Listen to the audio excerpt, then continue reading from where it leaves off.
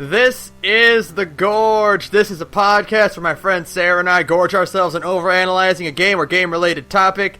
This week we are talking about the Dishonored for the Xbox 360, the PS3, and Dishonored 2 for the PS4 and Xbox One, and both of them are on the PC. So... no we're not. No. We're not. We're not? Why are we not talking about Dishonored? Because I hadn't finished Dishonored 2 yet.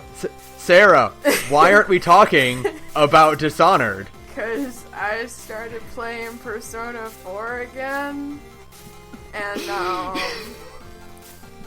I really... it distracted... I've had a few drinks again. And it distracted me, like, in a pretty major way, because nothing has quite been able to eat my life the way P4 has. So we're gonna talk about Persona 4. Really quick before that, I just wanna throw you under the bus for a minute. No! We were going to do the schedule says the Dishonored episode was supposed to go up middle of December. Look, dude, I am a fickle creature. Shut up! Stop laughing! And you're playing Dishonored 2, High Chaos, No Stealth. Mm-hmm. And I beat it before you, doing Low Chaos, All Stealth. Mm-hmm. Alright. Look! So it's straight up her fault the Dishonored episode is not up yet. Look, it'll be done by next week, probably. Well, I mean, you'll probably beat Persona 4, like, tomorrow. Yeah, at the rate I'm going. But on the flip side, I'm more than happy to talk about Persona 4. I love talking about Persona 4 because you and I, as a duo, have been talking about Persona 4 for, like, the last, 6 years? 7 years? When did we become friends? 2008? Let's see, I was in college, and I was a freshman in college. So it was like early 2000, or it was late 2007, early 2008, and I made you play P4 like a year or so after that. Right? Yeah, that's... Does that sound about right? Yes. Okay. Yeah, it was around 2000, it was around 2000... Like 8 or 9. Yeah, 8 or 7. No, it was 2008, because I remember where I was working when we became friends. Okay, so... We've been friends as long as I've had Lucy.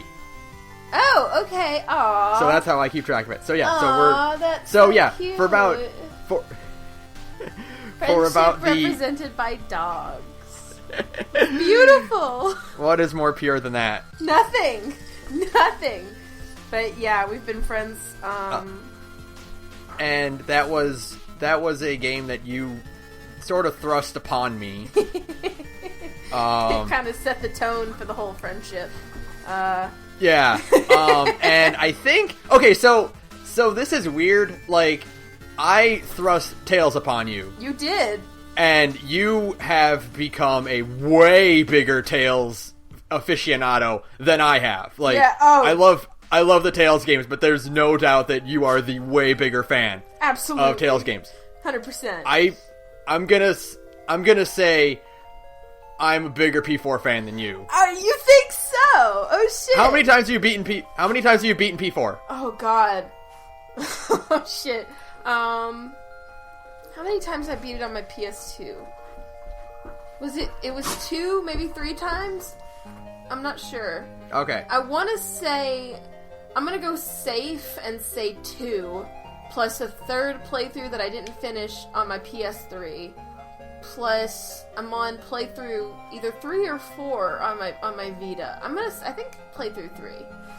So that comes out to like 5.5. Okay, I've done squarely 6. Shut the fuck up! 6? Yeah. 6? 4 times on the PlayStation 2, twice on the Vita. And you still haven't finished the compendium. Nope, I have not. How many... Because it keeps track, how many hours have you sunk into it? I'd have to. I don't have that. I don't have P4 for my PS2 anymore. I'd have to check that save file. I know it was a lot. It was like 200 hours. I know my Vita, my Persona 4 the Golden save has 177 hours on it. Because you just played that one. Yeah, I literally played it last night. Well, I have well over 400 hours. Shut the fuck up! because my on PS2 I know I have at least 330 hours on PS2.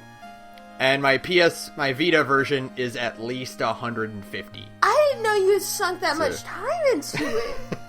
God damn! I mean, I knew that we were both, like, major P4 players. Oh, yeah. Yeah. Oh, yeah, totally.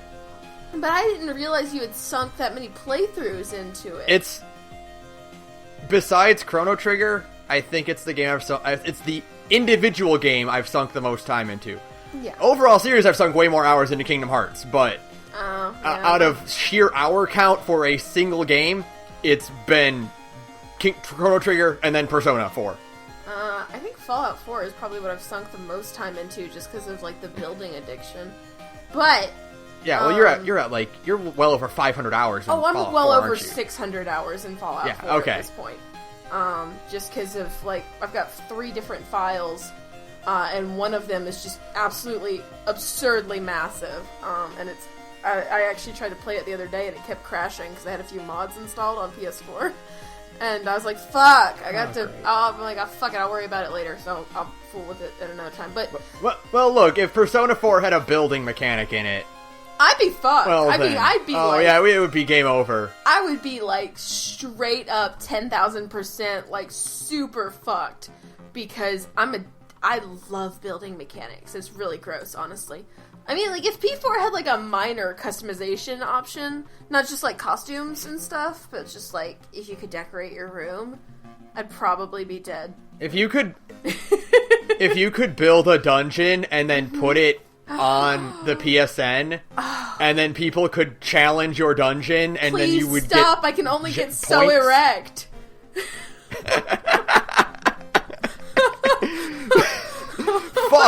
Fuck, I just came up with that, and that's actually would be a really cool idea. Fuck, that's so good! Shit! Oh my god! Peace Atlas! P6! Make it happen! Make it happen for Persona 6, because fucking shit, I would play that. Oh, so that's another good question. Hey, why are we talking about P4 and not P5? It's because P5's not fucking out yet. Because it got delayed again. Because God is dead. We're actually going to have a whole episode about that at some point. But... Hey, Sara. Yeah? Summer 2014.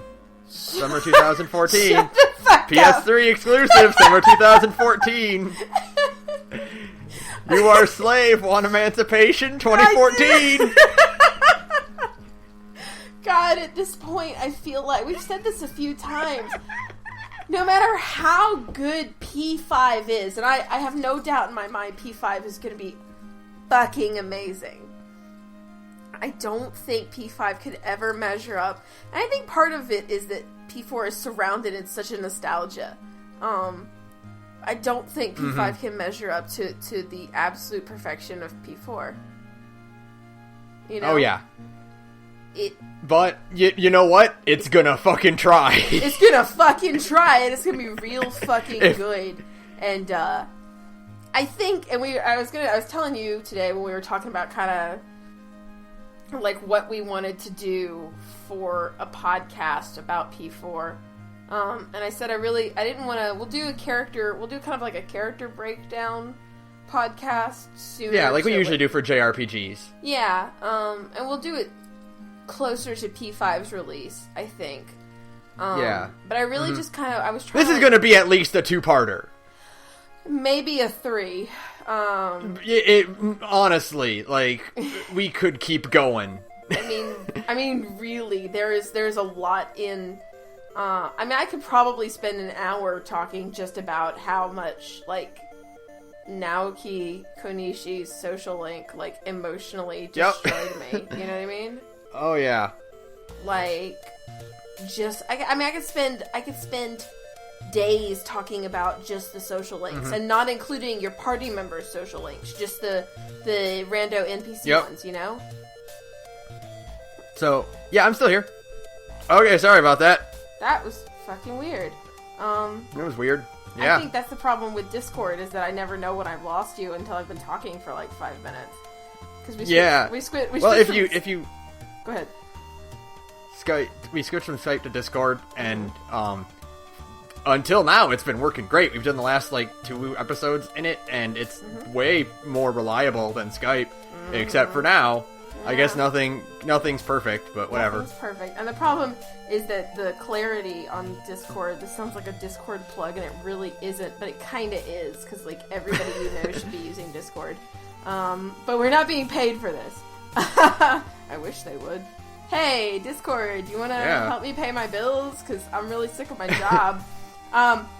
Anyways, the clarity on Discord is like super, super clear, so I never know when I've lost you. Unlike in Skype, where again, if I didn't hear like the telltale hiss of like audio, I was like, aha, I've lost him.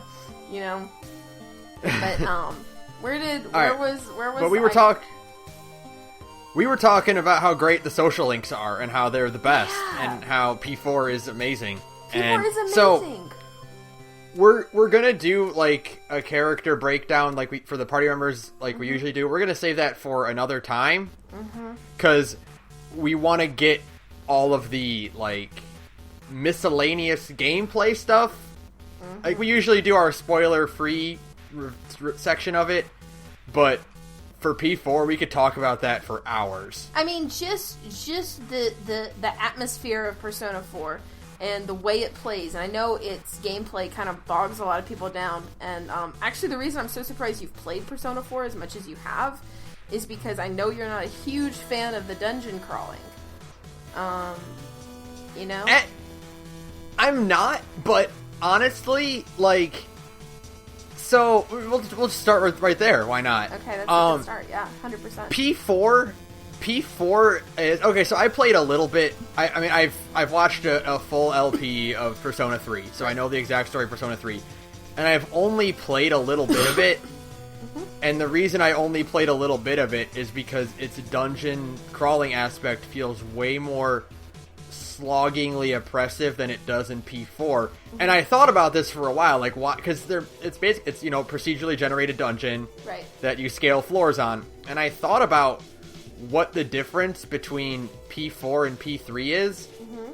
And what I've come up with is, for one thing, all the dungeons in P4 have a fantastic art aesthetic to them. Right. And they're all completely different. They're all unique with completely new assets in every dungeon. Yes.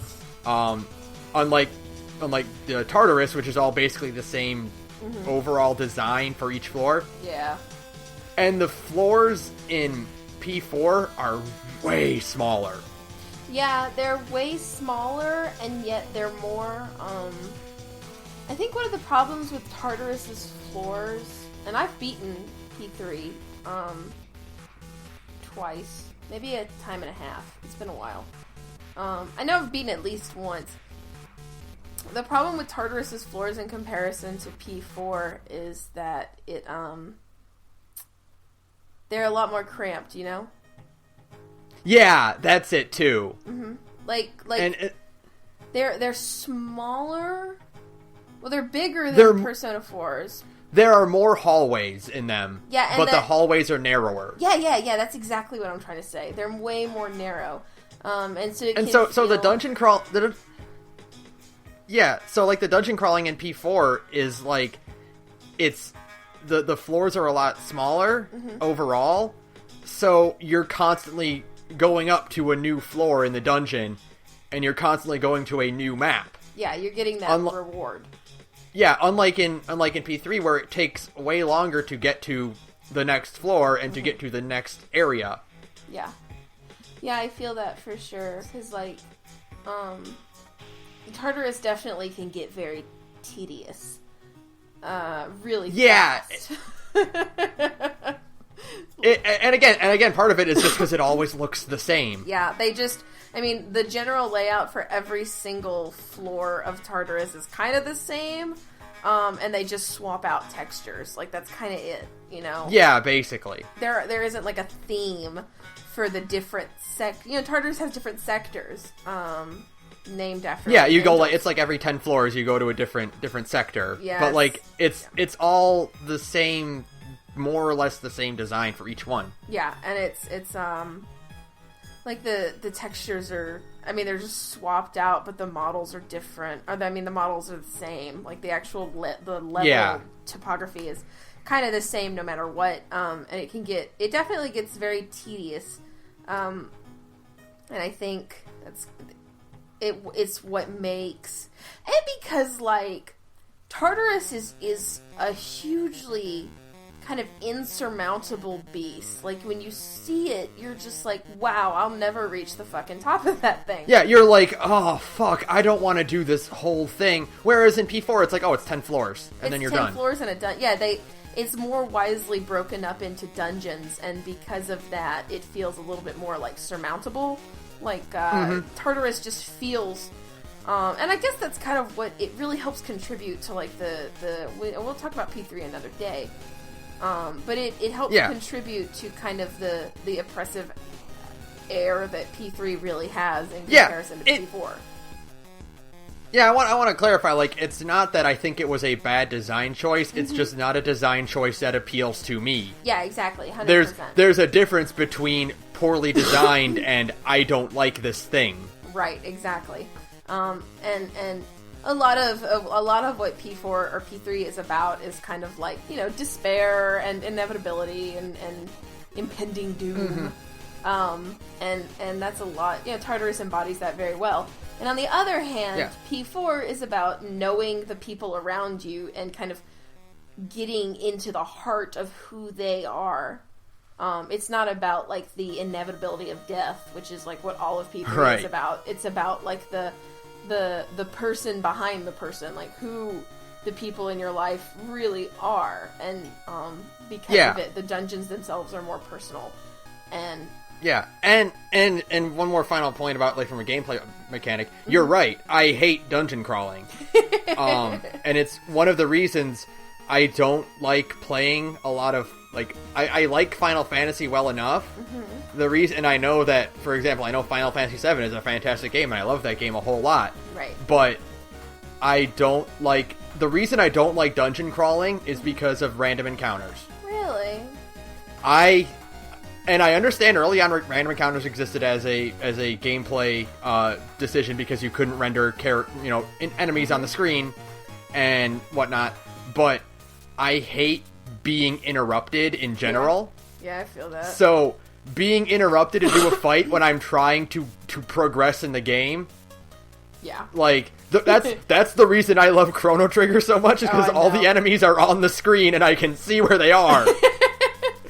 And that's the same reason why P4 and P3 handle it so well. Yeah, because you can see the monsters on the screen. You're like, okay, well, yeah, he's blocking my way, but I know I'm gonna fight him. Like, I'm like, oh god, I'm in another random fucking encounter. It's like, okay, well, I gotta fight this guy. Okay, fair enough. Actually, I was holding on to this thing I'm telling you now until this podcast because I didn't want to talk about it in our usual chat because it's more of a podcast thing. You know, my newest the Golden playthrough. I turned it up to, like, the very highest possible difficulty, right? Yes. And I got fucking owned. Yeah, you got bodied. Did I lose you again? Oh god. Fuck! What the fuck is going on? Alright, hold on. We'll stop it again. This is the podcast that won't go. God doesn't want us talking about Persona 4. He's like, you fucking nerds have talked about Persona 4 for like 8 fucking years. Talk about a different video game. No. No. Fuck you. I will face God and walk backwards into hell before I stop talking about Persona 4. Which is kind of the moral of Persona 3 if you think about it. It's kind of the final boss of Persona 4. If you think about it. Yeah. So I had to mess around with settings in Discord to get more stable ping and get things connected, and hopefully it'll hold out this time. Because it was on my end. My Discord was the one fucking up, so I ran some updates and I did some things, and hopefully this works. What were we talking? We were talking about dungeons. Dungeons. I was telling you, because we were talking about how much you fucking hate random encounters and shit like that. Yes. And you were getting beasted in P4. Yeah, I was getting, like, straight beasted in P4 on, like... And, like, this is with, you know, like, I yanked a high-level persona out of the compendium, and I was grinding and doing my shit. And, I mean, I lost the first fight. The first boss fight of the game against Yosuke's Shadow, I got beat. And, like, I've been playing Persona 4 long enough that, fuck, that never fucking happens, you know? Yeah, I didn't even get bodied by Yosuke's Shadow. Body. I mean, I got straight bodied. And, like, so I was like, fuck, okay, we're in for a fucking ride. And so I've been playing it, like, way differently now. Like now that I've got, like, enough money to get, like, a halfway decent persona out of my, like, really fucking awesome compendium. It's not as bad, but I'm still, like, kind of nervous because you never know what could go wrong. Because Persona 4 is that kind of game. Yeah, it's a game where, like, one of its only mercies is that, like, the enemy movements or enemy actions are all basically randomized, and they won't target you. They deliberately will not target you, and that's why fuck it. This is spoiler heavy. Oh boy. Like, we're not doing our, like, non-spoiler part because Persona 4 is all spoilers all the time. Yeah, pretty much. Yeah. So, unlike, like, the reason the fight with Margaret is so hard is because she will target you. Oh, and she will switch things up on you. Like, if you switch to a persona that is, like, immune to the element that she's attacking you with, she'll just fucking kill you. She's such a fucking bitch. Yeah. It's such a fucking nightmare, that whole fight. Because, like, you basically... you could beat it on your own, but, like, the best way to beat it is just to follow a step-by-step guide, you know? Oh, yeah. And the best way to beat it is to watch someone else beat it. And then you don't get anything. Because you don't really get anything besides bragging rights. I mean, pretty well. You get in the Golden, you get the Velvet Attendant costumes. Yeah, and that's worth it. Those are pretty nice. That's actually really worth it. Now that I think about it, yeah. But yeah, so, like, yeah, getting bodied in Persona 4, like, if it happens, it's because you got fucked over. Yeah. And, like, but it can still happen at pretty much any time. At any level, unless your persona, like, unless you've got, like, a really beast persona who's, like, immune to instant kill attacks and stuff like that. Like, yeah. That's kind of, like, the only way you can't get, like, super fucked by P4 is if you've got a persona that's immune to insta-kills. And if you don't, like, my most beast persona is Izanagi, and I don't have any of the cancel light abilities. I could probably put one on him, but I have absorb wind instead, and I would never get rid of that ever. Yeah. 'Cause that's super handy. That's a pretty necessary one for Izanagi. Yeah, and so aside, this is kind of part of a greater topic, and we can continue the train of thought, but I want to, like, categorize this as, hey, Golden's a way better version of P4 than P4.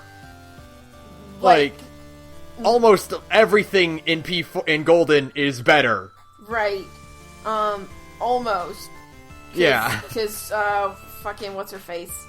Erin Fitzgerald's Chie is no good. Sorry, I love Erin. Sorry, Erin Fitzgerald, I love you, but your Chie is fucking awful. Erin Fitzgerald, I like you in Exilia as Tipo. I like you in Ed, Ed, Nettie.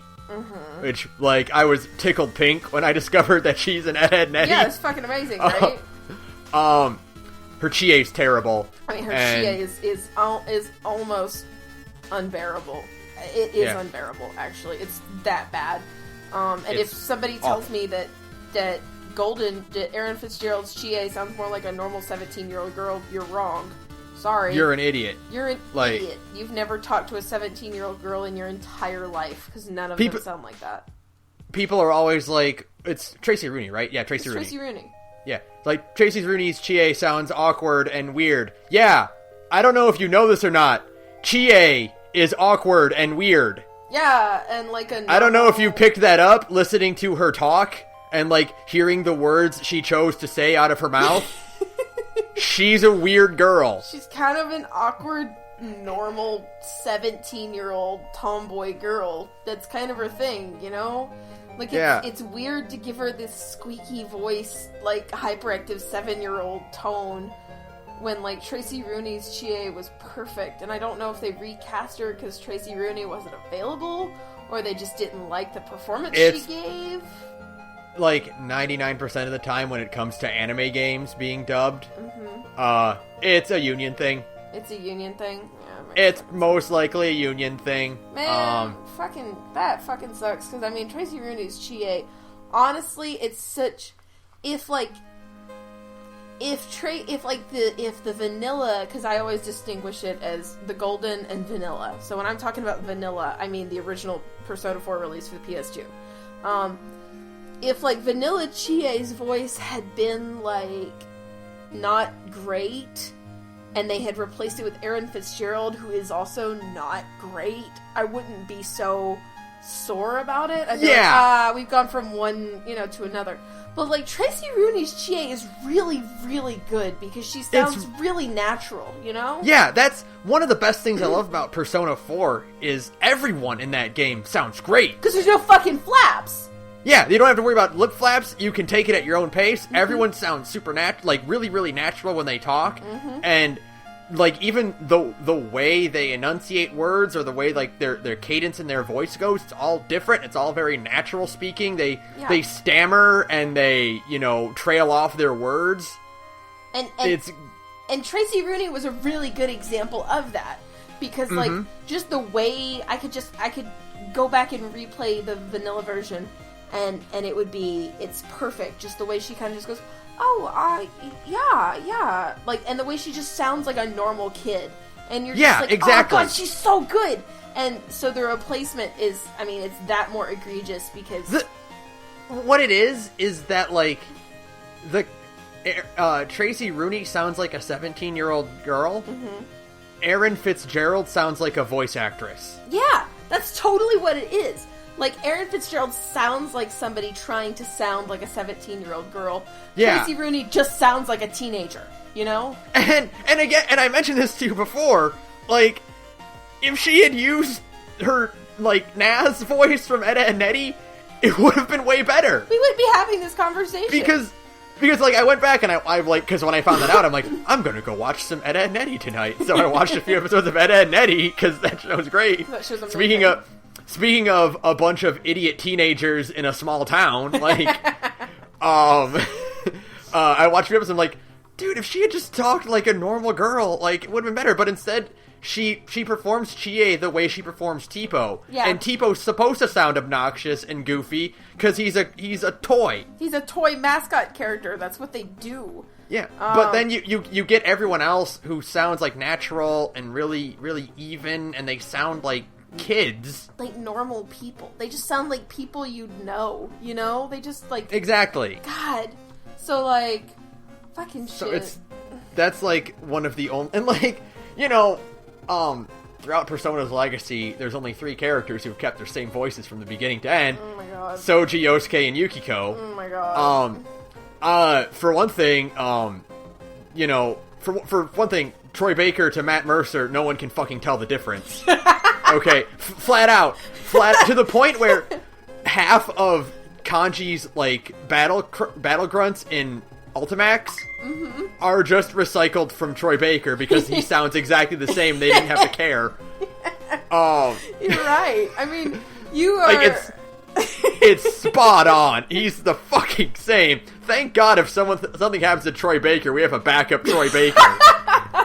We've got Matt fucking Mercer, who is, I think they are just making Troy Bakers in a lab somewhere nowadays. just in case something happens to the original. And Sam Riegel is better than Dave Wittenberg as Teddy. Yes, yeah, he fucking is. And oh my god, and it doesn't. I mean, Johnny now Young... for Nautos is an unknown from the beginning, and Mary Elizabeth McGlynn did a pretty good job, and I can't remember her voice actor for Ultimax, but she did a great job. Yeah, I mean, Ultimax. She sounded pretty much. Now, I've always heard that it was Susan Dalian in the original P4, but nobody knows. Nobody knows. No one's confirmed. Like, she's gone quiet about it. Yeah.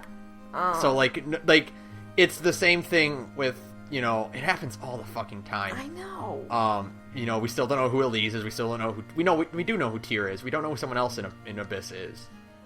I think it was Tyr. Oh yeah, it's I think we know who Tyr is, but we still have not gotten 100% confirmation that it is Melissa Fahn as. It's not Melissa Fahn as Annis, though, right? No, it's. I mean, she sounds exactly the same, but Melissa Fahn has denied it, and we don't know if that's union or whatever. Right.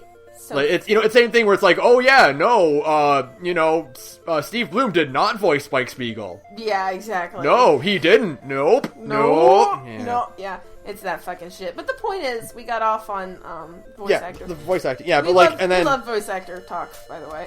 and then the only other weak point is Ashley Birch as Rise in Dancing All Night is goddamn awful. I have not even, because I love Laura Bailey so much. I probably, as much as I love Travis Willingham, I might fight him for her hand in marriage. You know what I mean? Yeah.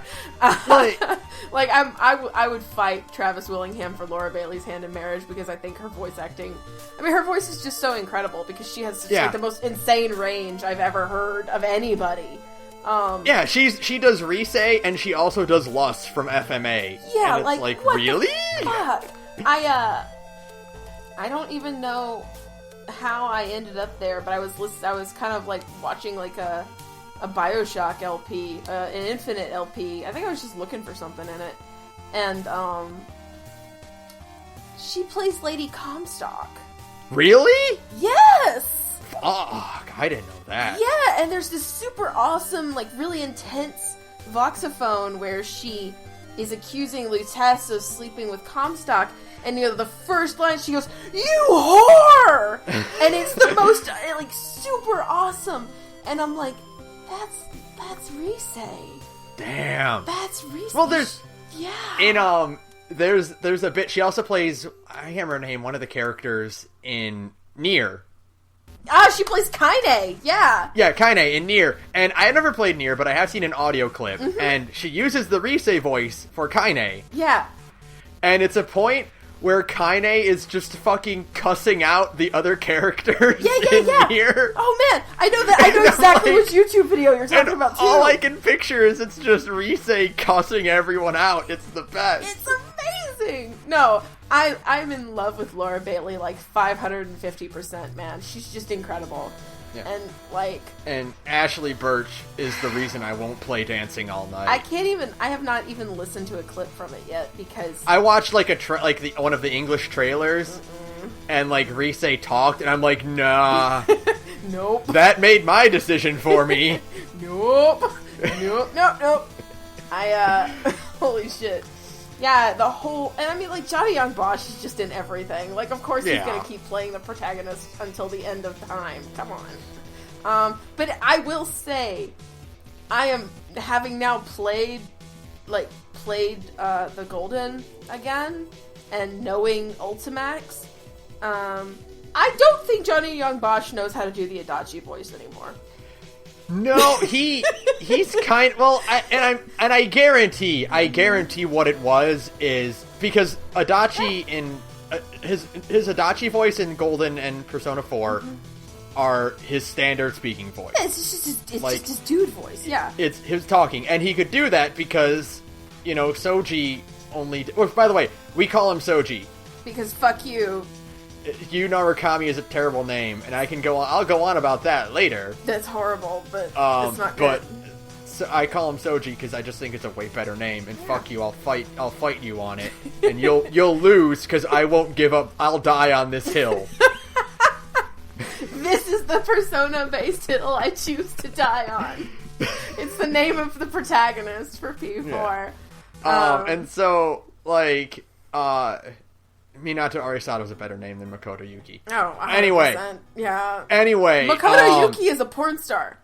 Yeah, so that's creepy. That's weird. But anyway, what I'm getting at is that, like, when he did Soji, all he had to do was go, Persona! And then he had to just say the whole list of Persona names, too. But, like, that's it. So he could get away with doing just his standard voice for Adachi. Mm-hmm. But then Arena and Ultimax roll around. Whoops. And he's like, shit, I can't use the same voice for this character, for both characters. Maybe you shouldn't fucking cast your main character and your major... What? Excuse me, not just your major villain, the main oh my fucking god. Maybe not cast your fucking main villain and your fucking main character as the same fucking person! Well, there was a precedent for it. They did that in P3. Yeah, it wasn't, because it was Yuri Lowenthal. But Yuri Lowenthal...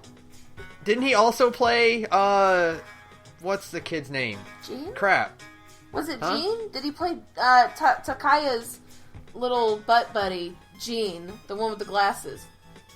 Did he? Oh, was that maybe that's what it is. Fuck, I don't know. I'm not as familiar with voice actors in P3 as I am in P4. I'm gonna look this up. Google it real fast, because... fact checking! Fact checking in the middle of a podcast. Nothing is more interesting. Where behind the voice actors, P3. I love this website. It's the best website ever. Oh my god, I know, right? I would give behind the voice actors my firstborn if I was having children. No! Yuri Lowenthal played Pharos. Fuck, he did? And Ryuji. Yeah. Shut the fuck up. That's what I thought. Yeah. Oh man, it's been a while since I've played. Grant George played Gene, and okay. Grant George is also known. That name sounds familiar, so I'm just checking. He also plays Sanagiyama in Kill la Kill. He's also and Lancer in Fate Zero. That's what it was. He's Lancer. Yep. I'm like he's somebody in Fate Zero, but it's not Gilgamesh, because Gilgamesh is what's his fuck. Yeah. Fucking shit. Whatever. Fuck it. I'm not gonna try and remember. We'll be here all day if we do voice actor talk. The point. Well, he's Gilgamesh in Fate's Day Night in Unlimited Blade Works. Anyway, the point is okay. Yeah, the point is that there is precedent because Yuri Lowenthal played the villain and the hero in both in P3, and so they got Johnny Young Bosch to play the hero and villain in P4, but P4 got way more things that required Soji to talk. It got way... And even, I feel like, even in, like, Arena, they probably felt like, boy, we dodged a fucking bullet there. Because, like, only Narukami is in Arena. And then Ultimax happened, and everybody was like, motherfucker. And it just ruined everything. I mean, Arena, or Ultimax torpedoed everything. So, yes, I do understand why they did it. Now, that being said, his Adachi voice in Ultimax is fucking banana. It's not fucking good. It's not fucking good. It's really he sounds weird. He sounds like way more of a supervillain. Yeah, he doesn't just sound Ultimax like a dude. It's really weird. It's like the whole point of Adachi's character is he just kind of sounds like a dude who happens to be a serial killer, you know? But I'm just oh my God. Whatever. Mitsuaki Madono is a better voice actor for Adachi anyways, so it's fine. By the way, my favorite character in Persona 4 is Adachi, so if I bring him up a handful of times in this podcast, there's a reason why. Yeah. Fucking shit. No one's surprised. He's everybody's fucking character, you asshole! It's either Naoto or Adachi. Listen, you go poll Persona fans right fucking now! You go poll all of our Mega 10 on Reddit and be like, who's your favorite fucking Persona 4 character? 75% of them are going to say either Adachi or Naoto, and then there's going to be a few other characters, people arguing about who's best girl. It's Rise. Rise's best girl. Rise is best girl. But if you ask, like, all the fucking weebs on our Mega 10 right now who their favorite fucking Persona 4 character is, it's either Adachi or Naoto, okay? And Mine's Kanji. Or it's... I mean, I know, because Kanji is the best character in the game. 100%. It's like Kanji's in the category of, like, when you ask who's your favorite Transformer or who's your favorite Bacano character, you're automatically discrediting Optimus Prime and Isaac and Miria. Yeah, absolutely. Because they're everyone's favorite. So, like, when you say who's your favorite, you're not counting them because they're everyone's favorite. Because when you ask who your favorite Persona character is, you're really asking who's your second favorite Persona character. Because it's Kanji. Because your first favorite is Kanji every single time without fail. But everybody's second favorite character in fucking P4 is Adachi or Naoto. You know what I mean? Mm-hmm. Yeah. Like, except for you, I'm sure, because you're a fucking weirdo. You're an outlier who should not be counted when it comes to these kind of polls, alright, dude? Like, who's your second favorite Persona 4 character, Benjamin? Oh, man. I'm putting you on the spot.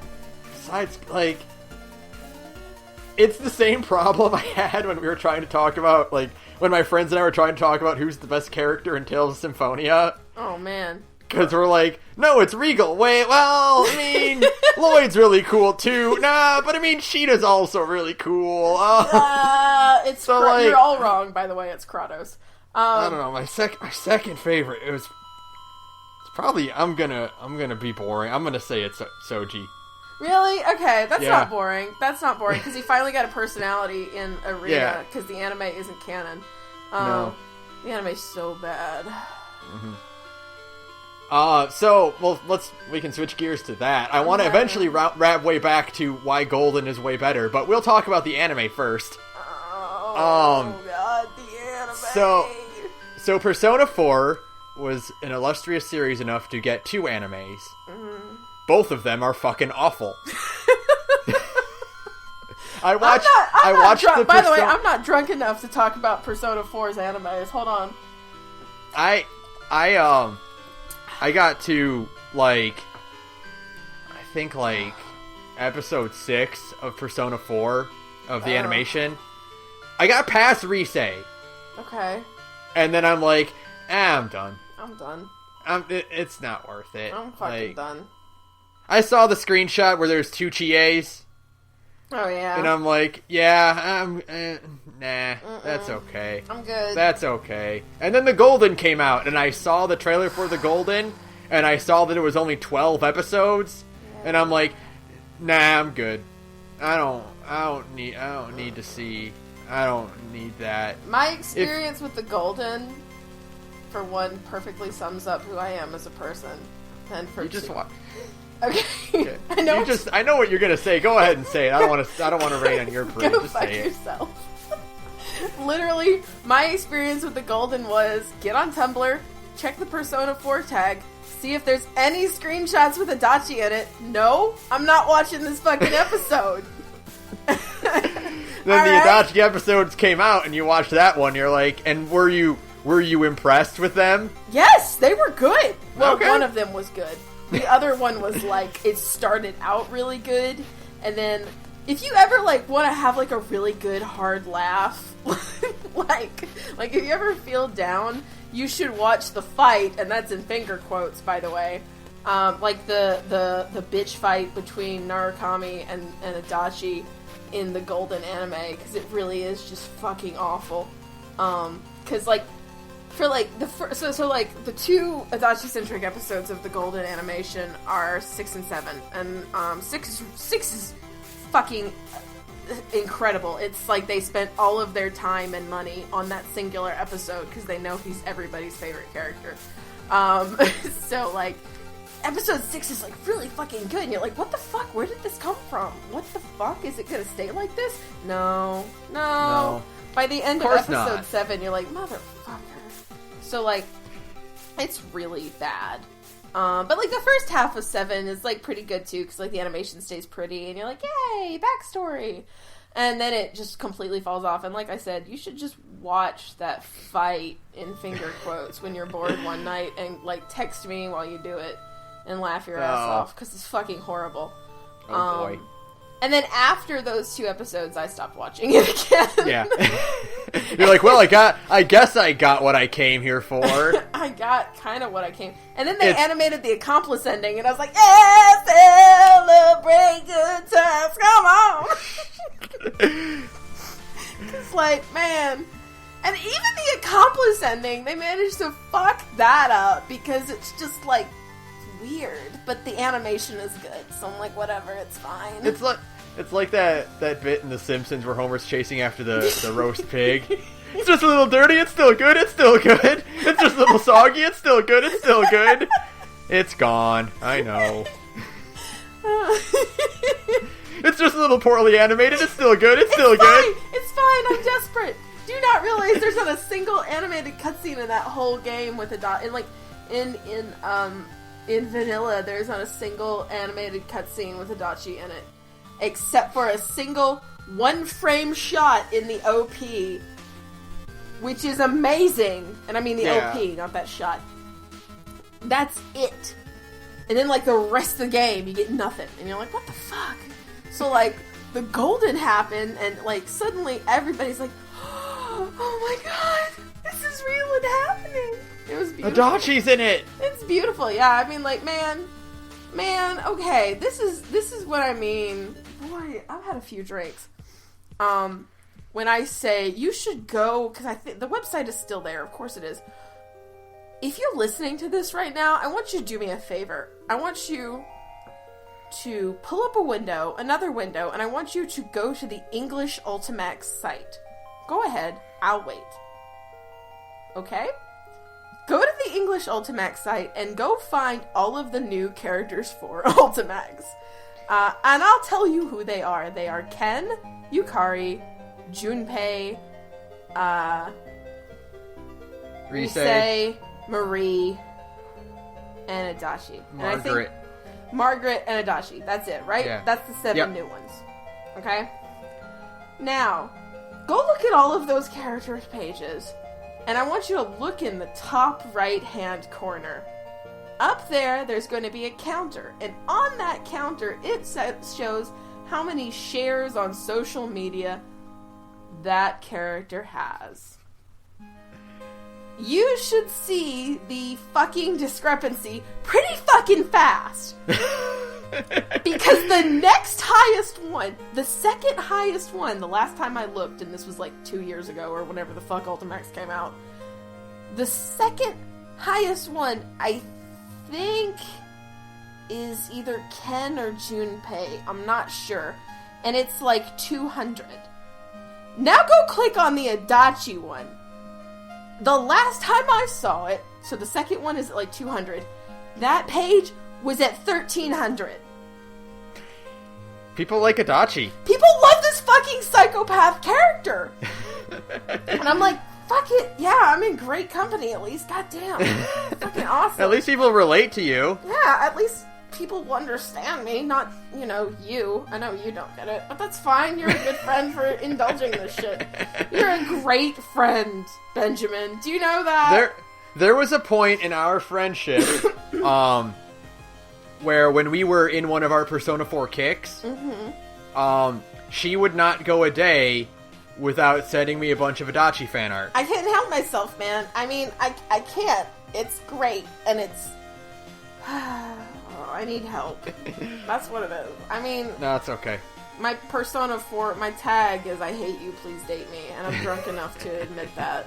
I'm just like, god damn it, whatever. This game has ruined my life. I guess that's the point I'm trying to make with all of this shit. Yeah.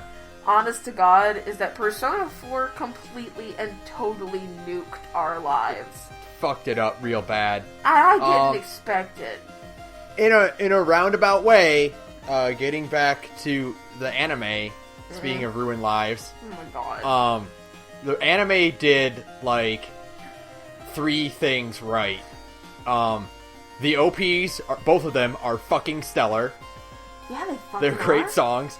Oh, It gave us a whole episode about Soji and Rise together. Yeah. Which is great. Best girl. And it gave us the best Teddy design. Oh. I don't know what it is, but like every other character looks exactly the same. But they did something to Teddy in the animation, and he looks way better in the animation than he does in the game. I'm gonna Google it right fast, because I bet I can tell you what it is. Teddy... I think he's got like bigger eyes, and like he's a little bit smaller, I think. Mm-hmm. And it just makes him look way cuter. Yeah, he's like way cuter. He's got more of a... His eyes are like more expressive. Like looking at Google images right now, they're like way more expressive and cute compared to like creepy and doll-like. Yeah. Now they did fuck up by making his mouth move. Yeah, which Teddy's mouth flat out does not move when he talks in the games. Which is perfect. Yeah, but like beyond that, his design looks great, and that's about it. If you want to watch a good Persona 4 anime, David Productions just wrapped up Diamond is Unbreakable. That's your good Persona 4 anime. You're a piece of shit. Did you really bring JoJo's into this? Sarah, I didn't bring JoJo into Persona. Atlas brought JoJo into Persona. This is just JoJo, okay? Persona is JoJo.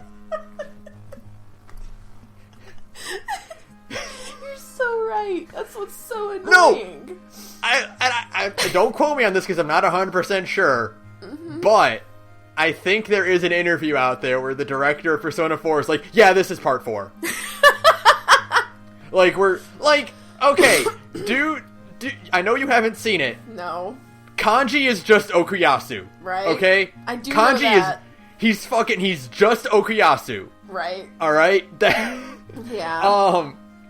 Like, it's beat for beat, like, it's the exact same plot structure, where it's just a bunch of high schoolers who are delinquent idiots get together, and they solve a serial murderer. They hang out and solve serial murderers. Like, Adachi's whole thing of he just it's not exactly the same, like, Adachi's whole thing is that he just wants to start shit, right? Right. Like, that's his whole thing, is he just wants to start some shit. Yeah. Like, there's no other grand motivation behind it. Right. Kira Yoshikage's motivation is he wants to be left alone. Okay. Like, all he wants to do is just live a normal life. Live a quiet, peaceful life. And also commit murders. Right. Okay? They're the fucking same. Right. Persona 4 is just Diamond is Unbreakable. Part 4. It's just part 4. Fucking shit. We'll never get away from JoJo's.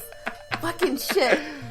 I'll never escape JoJo's Bizarre Adventure. No, you won't. Because you know me. I do know you. That's the problem. I should just not be friends with you. But then who am I going to talk to about Persona 4? But yeah, so yeah, that's. I'm gonna use Diamond is Unbreakable as one of the title cards. Please do. Please. And then for the next episode, I'm gonna use Scooby Doo. Because that's the other one. You should use at some point, because there's, God knowing us, we'll probably in like a year talk about this again. The one, you know how you did for Overwatch? It was Jesus Christ, not this asshole again. Yeah. There's an Adachi edit of that. Yeah, too. That's a good one too. It's a good one too. It's just amazing. I'm just like, fucking shit. And like, the thing is, like, Persona 4 is really popular. Like, people love P4, so why are all of its animes so bad? I know! Well, I'm betting that's why. It's the Toei problem, where it's like, this franchise is super big. We don't have to try. You're right. Meanwhile, P3 is getting these fucking masterpieces of movies made that are just, like, fucking glorious. You look at the gifs of them, and they're flawless. They're exactly You're like, the fuck way you. They should. They look exactly the way I always thought a Persona 3 anime should look. You know what I mean? Like, in my head, you never get an anime adaptation that looks exactly the way you always imagined it in your head until P3's movies happened. And suddenly you're like, oh my god, it can happen. And then meanwhile, P4 is stuck with this off-model bullshit for 2 solid adaptations. Nobody in Persona 4, the animation, ever looked the same in 2 shots. You know what I mean? Yeah. Like, the everybody is so fucking off model from, like, one episode to another. And I'm like, who the fuck do you have animating this shit? Japanese 4th graders? It's terrible. What the fuck? It's so and bad. Why don't they have weapons? Why don't they have weapons? Why the fuck don't they have weapons? I don't understand. That's why we'll never get an arena anime. It's because nobody would believe these kids know how to use weapons. What the fuck? Oh my god. Well, if you want arena, you can read the fucking manga, which is fucking stellar. Both of them are so fucking good. And Arena and Ultimax's mangas are fucking incredible. And by the way, the Ultimax manga isn't even in English, and frankly, you don't even...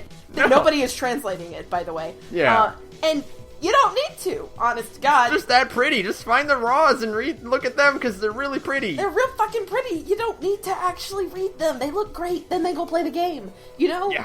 Like, fucking shit, that's how good... Man, though, the Arena manga looks fucking amazing, right? Yeah. Like, I think... it looks great. I think the art style... Because it's 2 different artists. The artists for Arena and Ultimax are different people, which is a goddamn shame. Because as much as I like the art in Ultimax, the art in Arena is just fucking incredible. Like... It's beautiful. It's so expressive and so much fun, and everybody's really cute, and, like, just their faces are so like, fuck. I don't want to say They're just great. They're appealing, They look really, you know? appealing, that's it. There's my English. They're just so appealing and just very, like, friendly looking, and they look like very cool, cutesy, cartoony versions of their P4 selves. And it's perfect. Go read the fucking Arena manga. Holy shit. Go read short. it. It's go great. Do it. Yosuke gets to be the main character and not Yosuke's suck. the main character of the Arena manga, which is weird, and, like, you don't notice it's happening at first, and then it happens, and you're like, oh, what? And it's awesome! Like, you're, like, reading it, and you're like, you don't notice that Yosuke is getting a lot of push, and then he fights the final boss, and you're like, okay, alright. Is Yosuke the hero here? That's fucking awesome! Yosuke gets to actually be something other than annoying. Which is great. And good for him. And so, you know, like, yeah, go read the fucking Arena manga. It's real short. It'll take you, like, 5 minutes. And it's all over the internet. And there's all sorts of really funny edits. Like, all of the Persona 4 edits you see, like, whoa, hold the fuck up, welcome to my personal space. That's from the Arena manga. Yeah, that's from the Arena manga, and it's great. I love it. Yeah. I love the, Aigis and Kanji debating what bridal style means. Yes. While she's cradling him in her arms. Yes. It's great. It's a good manga. Go read it, everyone. Go read it now. Please go Pause the podcast and go read it, and then come back to us. In like 30 minutes, because like I said, it's super short. So that's like anime and manga for that. And so back to the original topic. Which is we had like so a half hour ago. Whoops. The Golden is like the best quality of life, like everything ever. I agree. They fixed so many problems you didn't know you had. You're so right. Like, I didn't even realize I needed a fusion search function until it happened. You know what I mean? Right? Yeah. Like, I had no idea, but like now there's like a suggested list of fusions. Instead of you having to do it yourself, it's just like, hey, here's all the fusions you can make with the personas you have on hand. And it lists which ones you don't have in your compendium yet. So it does that work for you. And when you're trying to 100% it, like my stupid ass, that is vital. And you don't have to you don't have to do guesswork with which skill will be passed on. Oh my god. You get to just pick. You can just pick them. You get to There's a list and you can pick them and it's great. You don't have to worry about it. You just pick them and it's done. It's amazing. Now I kind of... If you're like, I'm strapped for cash, you can just give yourself more money in battles. Oh, I know. You can just turn that option on. Or if you're like, you know what, I want to like grind a little bit, but I don't want to grind too much, just turn the XP down. It's amazing. It's like it's the little teeny tiny. They added you can go out into town at night. You didn't think you needed that. Turns out you did. Yeah, because you can do things at night. You can hang out with your friends. You can go to a different shop, or you can, fish. Yeah, fishing mechanics, and you can go to different jobs and stuff and earn more money. And there's so many more mini games. You're like, well, I didn't know I needed this, but now I do, and it's so good. Who knew? Who knew I needed a bug catching mechanic in Persona 4? But as it turns out, I totally needed a bug catching mechanic in Persona 4. Who knew that? You're like, oh, well, you know what? I have a whole extra month to do social links on now. Well, that was nice of you. Thanks, Golden. I appreciate that. It's like they... God, there's so many. And fuck you, Marie is a great addition to Persona 4. Marie's great. I love Marie. I'll fucking fight you. Marie is awesome.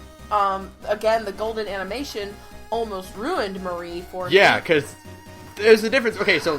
The Golden game gave you Marie as a new character to hang out with. Right. The Golden animation shilled Marie. Yes, they're like, she is the ultimate waifu. She's the canon love interest. She's, like, the most important character in Persona 4, and I'm like, shut the fuck up. I fucking hate this character now. It would be like if, like, they made an anime for Vesperia PS3, and Flynn became the main character. Or like Patty. Really? Yeah, like if it was all about Patty, then Yeah. you'd be like, no thank you. Exactly. And it's just like, oh my god, by the end of the Gold animation, I was so sick of Marie. I was just like, I never want to see this character again. And then I started actually playing the Golden again. I'm like, oh wait, I changed my mind. Yeah, and then you get to Marie's dungeon, which is the best dungeon in the game. Oh my god, because it does something different. Oh my god, for all of our love of Persona, like, as good as P4's dungeons are, and they are quite good, they are kind of tedious, because they're kind of the same thing over and over again. Yeah, the thing is, like, I like their dungeons for being quick and for having the variety in their the layouts, and they offer, like, slightly different mechanics. The reason I like them is because they're inoffensive. Yeah. They don't do anything bad, but that doesn't mean they do anything good either. They're just kind of a means to an end. Yeah. But Marie's dungeon turns into... It's same thing, like, we said, like, Tartarus is kind of like a slog, and, like, it's designed to be imposing and a challenge. It's the same thing with Marie, with the Hollow Forest, but, like, they do it in a different way by stripping you of your inventory and sapping your SP every battle. Yes. It's amazing. It becomes this way more, like, tense, like, thing where you're like, because Persona 4, like, your intention is to finish the fights as quickly as possible. Right. Get the knockdowns, and then do the all-out attack, and wrap it up. Whereas in in the Hollow Forest, it's like, well, no, now I gotta stall the battle because I need to get my SP back up. Exactly. It's amazing. Like, it's always a good idea, I think, in any game to give every player, and to, you have to do it right. There are times in games where they do it super fucking wrong and you never want to play it again because of it. But I think it's always a good idea to at least try to take at least one level where you take all of the gameplay conventions you've kind of built up as the game goes along and flip them on their head and make them do something different. Well, yeah, it's there. Like you said, there's a good way and a bad way to do it, and like the bad way would be to strip you of pretty much everything you have and not give you any alternatives and be like, ha, fuck you. Right. Which I'm trying to think. I know there's tons of examples that I'm blanking on right now. I've had too much to drink to think about them right now, but I know what you mean. Yeah, where it's not a challenge, it's just annoying. Yeah, it's just an inconvenience because there's a difference between taking away, like, conventions and abilities and taking away gameplay mechanics. Yeah, 100%. And they do it very smartly in Marie's dungeon, where it's like the flow of items that restore your SP is very consistent. And they give you the flow of items that let you cast spells, in finger quotes, without actually casting spells. They're just disposable items. Yeah, the elemental items, Yeah. and then you get equipment that will automatically raise your SP every turn. Mm-hmm. And then you like get that. better versions of that equipment as you traverse through the dungeon. And there's way more chests in the dungeon, in her dungeon, than there are in normal dungeons. Yeah. So they give you alternatives. They don't leave you high and dry, and you still have access to all of your spells and your abilities. You just have to be like, you have to think about the cost now. You've got to be smart, and you've Yeah. got to kind of pace yourself in the right way. And it's So just a really it's- smart way to kind of turn the game on its ear. Yeah, it's the difference between like, oh god, I gotta do the level where I don't have anything, and it's, okay, you're giving me a challenge, and you're limiting my ability to perform, the standard actions I have, but you're giving me a way to traverse that, to bypass that, and now I have to consider my choices a bit more carefully now, and I have to think these battles through. And it's great because all of the enemies in her dungeon have weaknesses. Yeah. Like, a ton of weaknesses, so like, you're still like, it's not like crippling your ability to fight. It's like, if you want, you can cast Magarudyne and knock everything down, but hey, that's 24 SP, like, and you're only recovering 12 a turn, and you're gonna get sapped of it after this battle. Right. Like, hey, you gotta, do you want this battle to end now, or do you wanna, spend two stall turns. a little bit? Yeah, spend two turns waiting for your SP to recover. Like, what is the option here? And it's just a really smart way to make the game a little bit more interesting and a little bit more, I love it whenever a game kind of like nudges you and goes, hey, show me how good you really are at this game. Yeah, exactly. That's a really great way of putting it. It's like, yeah, okay, well, you've done it this far. Well, hey, well, can you still do it? How like, good are you? If we change the rules, can you still make it through this area? And it's just super smart and a lot of fun, and the music is really good, and the design is so good. The one thing I wish it didn't do is I wish it had done bar none, the best part of Final Fantasy X is when you're going to Xanarkand and it's playing that track. Oh my god, the track. You know the one. And you're like, oh my god, this song is beautiful. I never want it to end. And then you get into a battle and they don't play the battle theme. They just keep playing that song. Yes.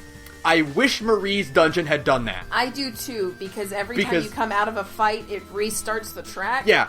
And you're like, no. It's super jarring. Yes. Like, to go from that peaceful, quiet melody to go to the awesome J-Rock that is the battle theme. And I love the battle theme in Persona 4. The music in Persona 4 is goddamn great. Oh my god, it's so fucking good. And I love that in the Golden. The Golden has two battle themes. They have the original Reach Out to the Truth, and they have the new one. And the only way you can get Reach Out to the Truth in P4 the Golden is if you score a preemptive attack. Yeah. And I just think that's great. Super cool. It's really cool. Good, because it means you can still hear Reach Out to the Truth occasionally. Yeah. But it also means you can still hear the new battle theme, which is also really fucking good. And they do the cool thing where they give Mitsuo that 8-bit version of the boss battle theme, which is awesome, and they give Marie the best song in the game for her boss battle. Oh my god, it's so fucking good. Oh my god, it's the best. Amazing. It's just the most amazing remix ever. Although the second best is absolutely the boss theme when you fight Izanami. Oh yeah. Oh my God, Totally. right? That song when it fades out. Yes. And then it comes back in that big triumphant moment, and you're like, oh! And you just feel like such a badass the whole time. You feel like chill go down your spine. Yes! Oh my god, because you just feel like I am fighting a god, and we are standing up for the truth, and for, like, what people really believe in, and you just feel, like, super energized, and, like, in that moment, you're totally, like, believing in the theme of the game. And, like, sometimes the theme of Japanese games can be a little cheesy to me, but in that moment, you just feel it, and you're totally in it. And well, it's very interesting to me that you like Persona 4 as much as you do over Persona 3, because Persona 3's theme is nihilism, and Persona 4's theme is friendship. I know. You would think, considering me and my love of nihilism, But the thing is, here's the thing. I do have beef with a lot of P4. I don't think P4 is perfect. Now, I think P4 and the Golden both come about as close to perfection as any game can get. Like, I've never played... I mean, like... I'm like trying to think. I don't think there's another game I've ever played more perfect than P4, or more close to perfection than P4 gets, right? Yeah. That said, I don't think P4 is perfect, and I think Persona 4 has flaws. I'd probably be strung up on a cross for saying this, but brace yourself. I think they should have kept Nanako dead. Really? Mm-hmm. Wow. I do. But here's why. Okay, bear with me.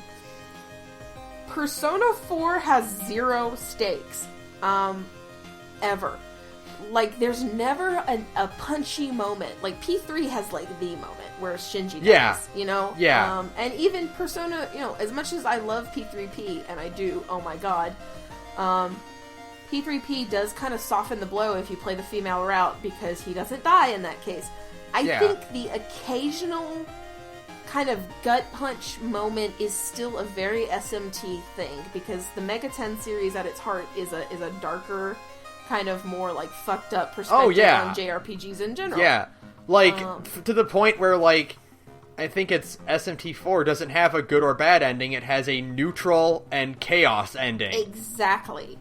And that's it's order and chaos. Yeah, order and chaos, that's it, yeah. Exactly. And so, like, maybe not... I feel like, okay, if somebody else important had died, then I wouldn't want Nanako to die. But since okay, so what you're saying is you think it should have had a death. It should have had a moment. It should have had a moment. It should have something more impactful. Because as it stands right now, nobody really important dies. Like, oh, that announcer lady died. Who? Oh, yeah, Yosuke's... or Saki, who you meet twice, and then she's dead. And she didn't even like Yosuke that much to begin with. Who? Yeah. Your super misogynistic teacher that you were always going to hate. He died. Okay.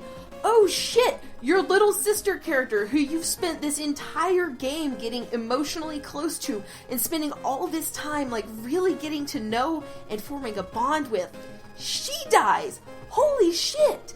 JK, not really. Yeah. You know? No, I get that. Yeah. I get what you're saying. Mm-hmm. On the flip side, it's either they should have gone all the way, or they shouldn't have at all. Yeah. If Nanako, like, because that also would have been effective so there's an amount of sadness, like, there's an amount of, like, melancholy and depression in the fact that Nanako is hospitalized. Right, of course. Right? You get that already, because now your house is empty, mm-hmm. and, you know, no one's greeting you when you come in the door right now, and that alone is very effective, I think, and fitting of the overall theme of Persona, where it's, you know, the theme is bonding with people and connecting to their true selves. Mm-hmm. And now you're in a house that's alone, and it's fitting because you get the implication early on that Soji doesn't have a lot of friends. Right. Like, he wasn't the most popular guy in school before he came over. Right, and the manga actually does if you ever, like, sit down and read the manga, they actually drive that home, like, a lot harder. That the protagonist just kind of never was able to make friends with anybody because he moves around a lot.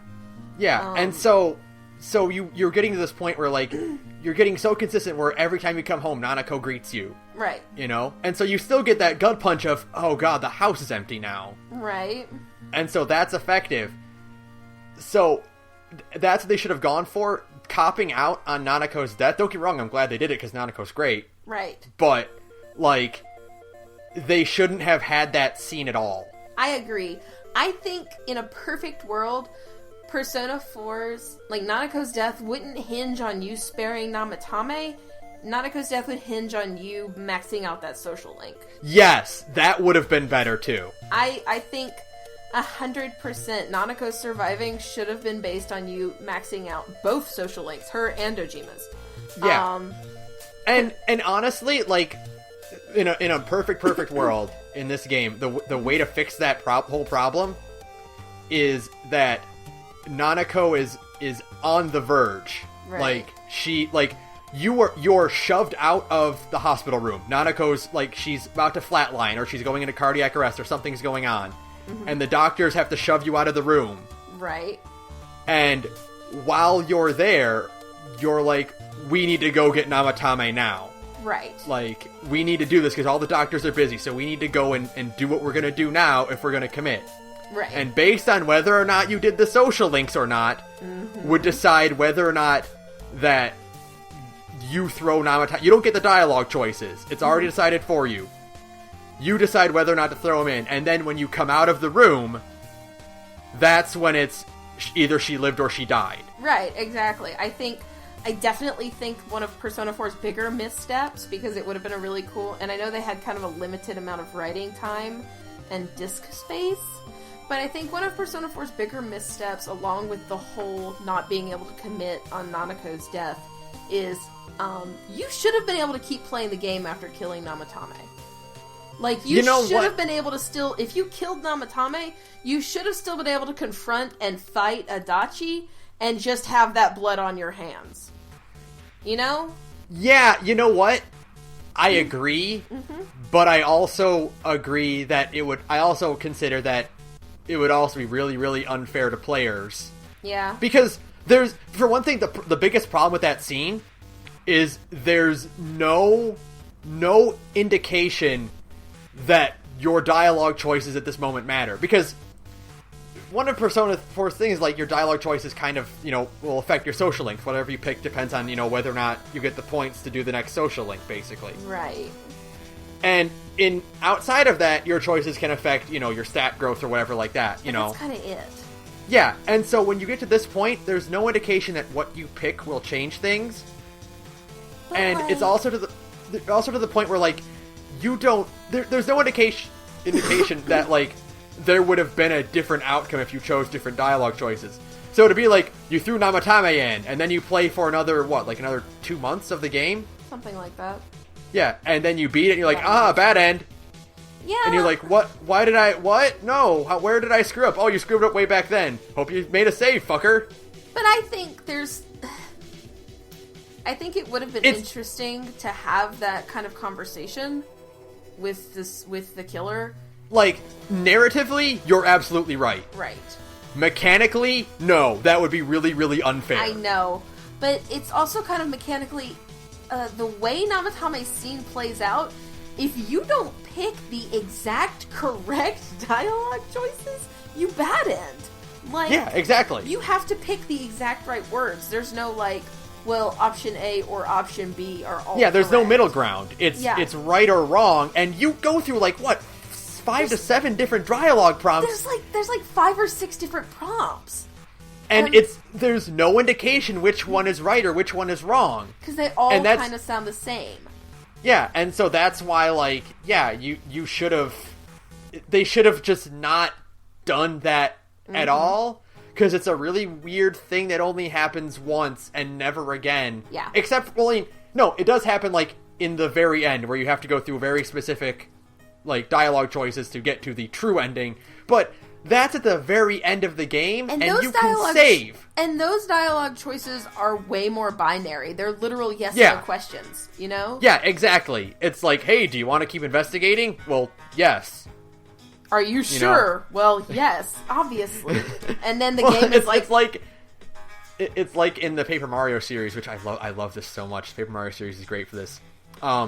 There are points in the game, early on at the very end of the game, Paper Mario 1000 Year Door, the villain says, like, Mario, do you join me at my side and we'll rule over this dark world. If you agree with the villain, you get a game over. Awesome. Awesome. You get a bad end, game over. Like, amazing. It matters. But there's no, like, but thou must. Yeah. But, like, and in P4, it's just so, I don't know, like, P4, like I said, is about as close to perfect as any one game can get that I can think of right now off the top of my head. And I'm sure I could probably think of more. But, like, boy, P4 comes real fucking close. But it's really wraps all around the whole Nanako dying bit. Like, yeah, because it feels like that one really high stake is now gone. Yeah, it feels like I can say what it is. It's a cop-out. Yeah, it's a cop-out, 100%. It's a cop-out, and there were ways with slight dialogue tweaks that you could have made that cop-out way better. Mm-hmm. Because you already have the melancholy and the sadness. Yeah. You don't need to go the extra step, especially if you're not going to commit. Yeah. If you're just not going to really make the whole social link thing matter in, like, a real, like, way, and that's kind of why why Shinji's death / not death in P3P actually isn't as much of a cop-out as Nanako's, because in Shinji's, what keeps him from dying in the female protagonist route is you completing the social link. Imagine that. You have to put in the work and get it, and then you are rewarded for your work. Earn your happy ending. You know? Yeah, like, exactly. That's a trope that absolutely applies here. You should have to earn your happy ending. Like, yes, the reason a 7-year-old girl has the power to survive this really horrific experience is that she actually has a loving father and brother to go home to. And if you didn't create that world for her by completing her social links, then sorry, she's probably going to be like, well, my life fucking sucks, you know? I mean, fuck, you could tie it. It's the perfect way, because what's her social link about? Getting over her mother dying. Yes. And what's her dungeon? Heaven. She creates her dungeon because she wants to be closer to her mom. Like, it ties in perfectly, and it's like, that's like the only tangle. That's like in this whole story. It's the only part where, like, oh, you messed it up. And even if they had killed somebody else off, then maybe I wouldn't have such a sticking point with the Nanako thing. If there had been some other, like... Or if there had just been some other form of consequence, or, like, oh shit moment. Yes, something that was really, like, a major kind of punchy. So, they kill off Moroka, right? Well, whatever. No one cares about him. If they had killed off, like, a minor character that you actually liked... Yeah. One of your other social links? Yeah, or, it could have been anything. Like, it could have been, like, maybe a teacher that you thought was actually cool. Like, Mrs. Sofue, or, just another minor character that bit it. It would be way more of an impact because you cared about that character. Because those characters were likable. Muraoka is just a piece of shit. Yeah.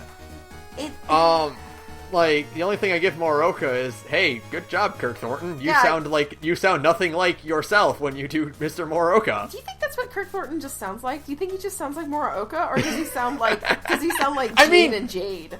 I mean, the way Kirk Thornton looks, you would think he sounds like Moroka, but you don't know because he looks like a weird uncle. He does. He just looks like your weird, friendly uncle. He does not look like the coolest, like, all of the cool characters in every anime ever.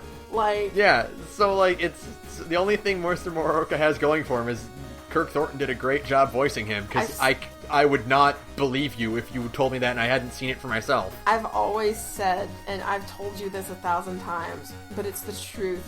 My, like, number one thing on my bucket list, like, before I die, is I just really need Muraoka. I need Kirk Thornton to read the Indignation Incantation in Muraoka's voice. It'd be perfect. It'd be amazing. I'd make it my ringtone. Like... But the point is, like, yeah, P4 is incredible, but it has, like, that one singular misstep. Yeah, that one sticking point where it's just, like, you needed a consequence at some point in the game. And P3 had, like, that's, I love P4 despite it kind of being, like, the antithesis of my kind of theming that I like, Like, I like darker stories compared to the stories I like. I love darker stories. Like, I don't like it when it goes, there's kind of, like, a delicate balance here. And so, what you like is you like characters going through heavy trials. Yeah, I do. Because then they can come out at the end and be better for it. Right, and maybe, like, a little bit more scratched up in the process, for sure. But I definitely like the more kind of emotional push that certain games and certain series, I'm a huge Gen Urobuchi fan. I like Psychopaths, I love Madoka, I like Fate Zero. And Fate Zero is really more like emotional torture than it is like an actual, like, you come out of the story better. But whatever, I still love Fate Zero, holy shit. I guess Waiver came out of the deal okay. Whatever. Well, that said, though, there's just something about Persona 4's characters that just... P3's characters are good, but P3's characters feel like anime characters. P3's... Yeah, that's it. P4's characters feel like people you've known, you know? Mm-hmm. They're a lot more nuanced. They feel like... I mean, they're still kind of anime-ish. Especially Teddy's fixation on peeping on girls in bathrooms. Why? Yeah. But... We'll get to that in a little bit. But, like, I haven't felt the kind of melancholy I felt finishing P4 and leaving the party behind. Oh, I know. I haven't felt that since I played Earthbound for the exact same reasons, which is, when you play that game, obviously, you don't go through those exact same experiences, but the feeling of the camaraderie and the perspective of being a young teenager and, like, having that nostalgia for events that you didn't go through, like, that hits hard, and you're like, oh, it's over. Oh, it's over. Like, yeah. That sucks. It's so sad, and it's just... The ending theme for Persona 4 is probably one of the most incredible emotional songs that's ever been written. Oh my god! That I don't know the words to. Well, you know what it is? It's like, again, I haven't felt that since, every time I beat Kingdom Hearts and have to listen to Dearly Beloved over the credits. That's exactly what it is. And I'm like, oh, what a rewarding experience this game. Oh, no! Not again! You can't keep doing this to me! I am but a man! It's so true. I can just be, like, going through my day, and if the end theme for P4 comes on my playlist, I'm like, oh my god, no. Oh my god, no. No, this can't be happening. Now I'm crying thinking about I wasn't ready. I was not prepared. Ready. You're just like, it's like, da da da da da da da da da. And you're like, no. No. I never asked for this. I don't want to feel these feelings right now. I didn't ask for this nostalgia. Show me on the teddy doll where the feels touched you. Everywhere. Everywhere. I didn't want this. Give me back my life. You pieces of shit.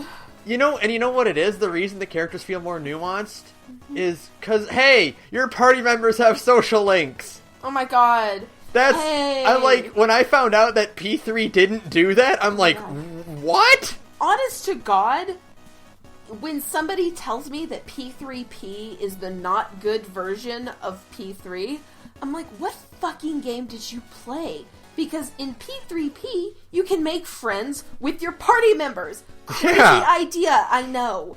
But, like, the female protagonist has social links with all of the party members, not just the female, not just the one she wants to fuck. You know what I mean? Yeah. Like, you can make friends with Junpei and Akihiko and Shinji and all those characters who actually fucking matter.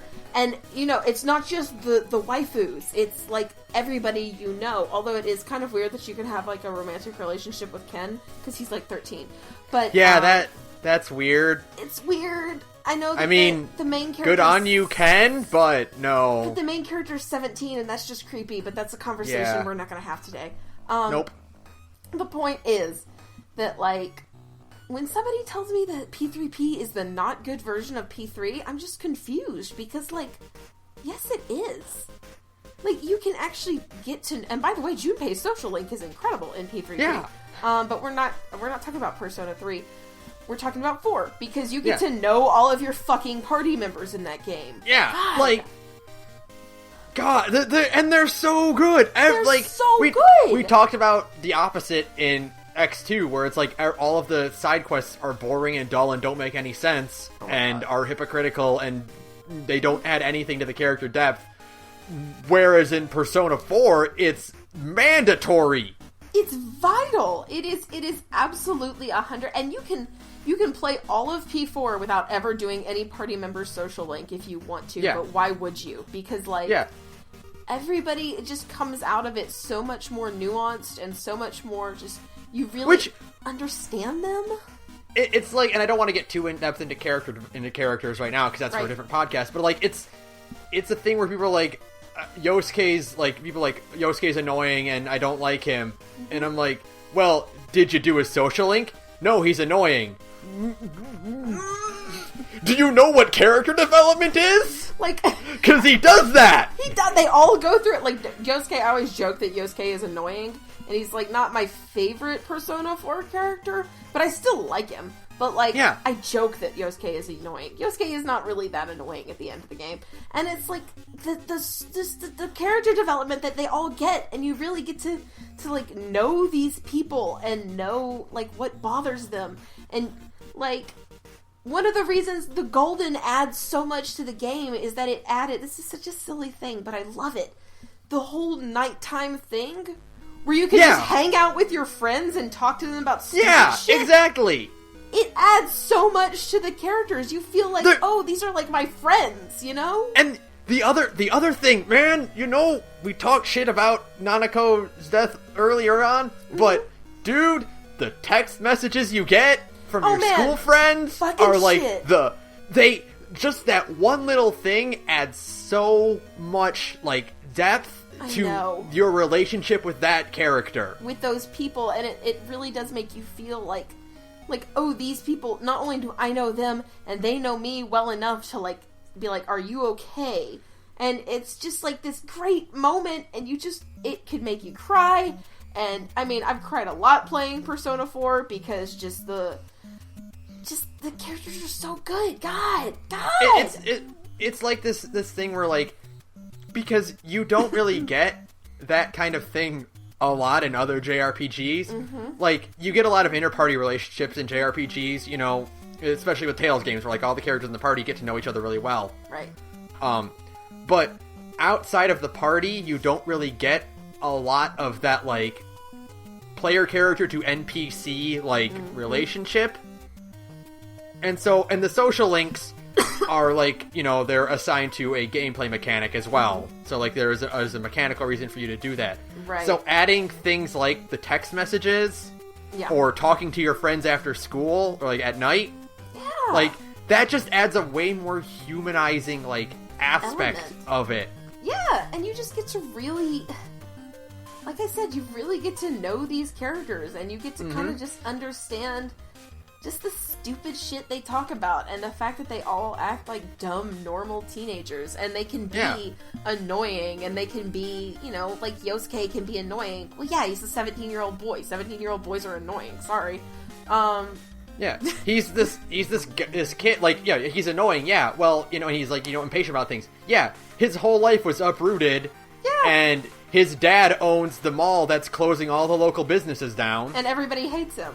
Yeah, and everyone either hates him or uses him. Yeah, it sucks. Like, yeah, of course he's impatient with people, because all he's known is they want to harass him or they want to get favors from him. Yeah, people are assholes. Like, you know, so you totally, like... I mean, I shit-talk Yosuke a lot just because it's funny, honestly.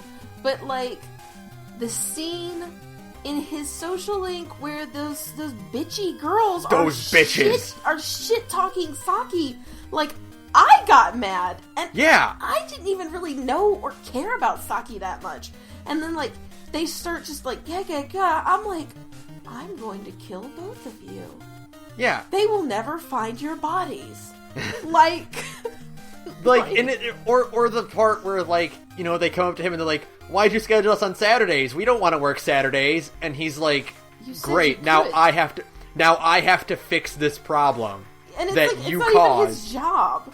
Yeah, and you're like, and like, you connect to that because, like, you've probably also gone through that bullshit of, now I have to fix someone else's problem because they're too fucking lazy to do it. Exactly. You feel... like, the problems that they go through, like, the problems that these characters experience are not normal problems. Like, you know, one of your party members is a child genius detective and another is an idol. Yeah.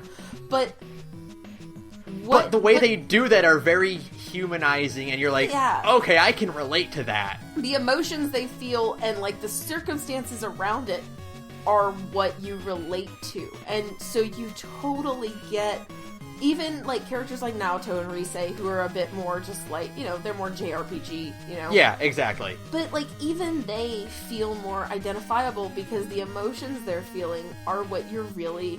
Well, like, that's what's really striking a chord with you.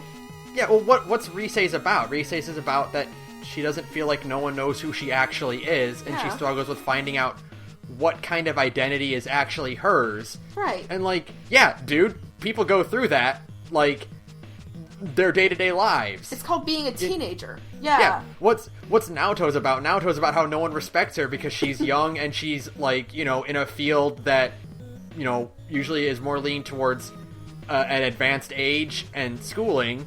Yeah. And, like, yeah, dude, how many kids were, like, told that they were a genius and then had this pressure put upon them and then couldn't meet that expectation? Yeah. Like, yeah, their problems are a bit more outrageous, but the reason they're having those problems is very humanizing. And they're totally normal feelings that, like, if you were ever 17, you know what those feelings are. And as you get older, it's weird, as you get older, you kind of look back at these kids. Like, I've been playing Persona since I was, like, I've been playing P4 since I was, like, 20, and I'm 28 now. And, like, when I first started playing P4, you identified with these characters because you were still kind of close to that age range, and now I'm a grown-up, like a real grown-up with a house and a job and loans to pay off and stuff like that. And, like, you look back at these characters now and they're identifiable and you understand them in a way you couldn't when you were 20. Yeah. You know? Like, you look at them now and you just go like, oh, you poor child, this too shall pass, you know? Yeah, you know? exactly. You just, like, and you feel for them in a completely different way because, like, you remember being, like, 17 and totally out of control of your life, and, like, now you're a grown-up and it's like, oh my god, you just think, like, you want to tell them, like, it's okay. Like, oh god, it's such a good game, holy shit. Like, I've done playthroughs where my sole purpose was to do as many social links as possible because these characters are all interesting. I did a playthrough where I got all of them in one run. Oh, that's really hard. I had to follow a guide, I won't lie. Yeah, oh yeah. That is a tricky business to do. That is some tricky shit. When you gotta catch fish to max out that hermit social link, I was reloading saves like a motherfucker. I was like, no, like, I'm doing this.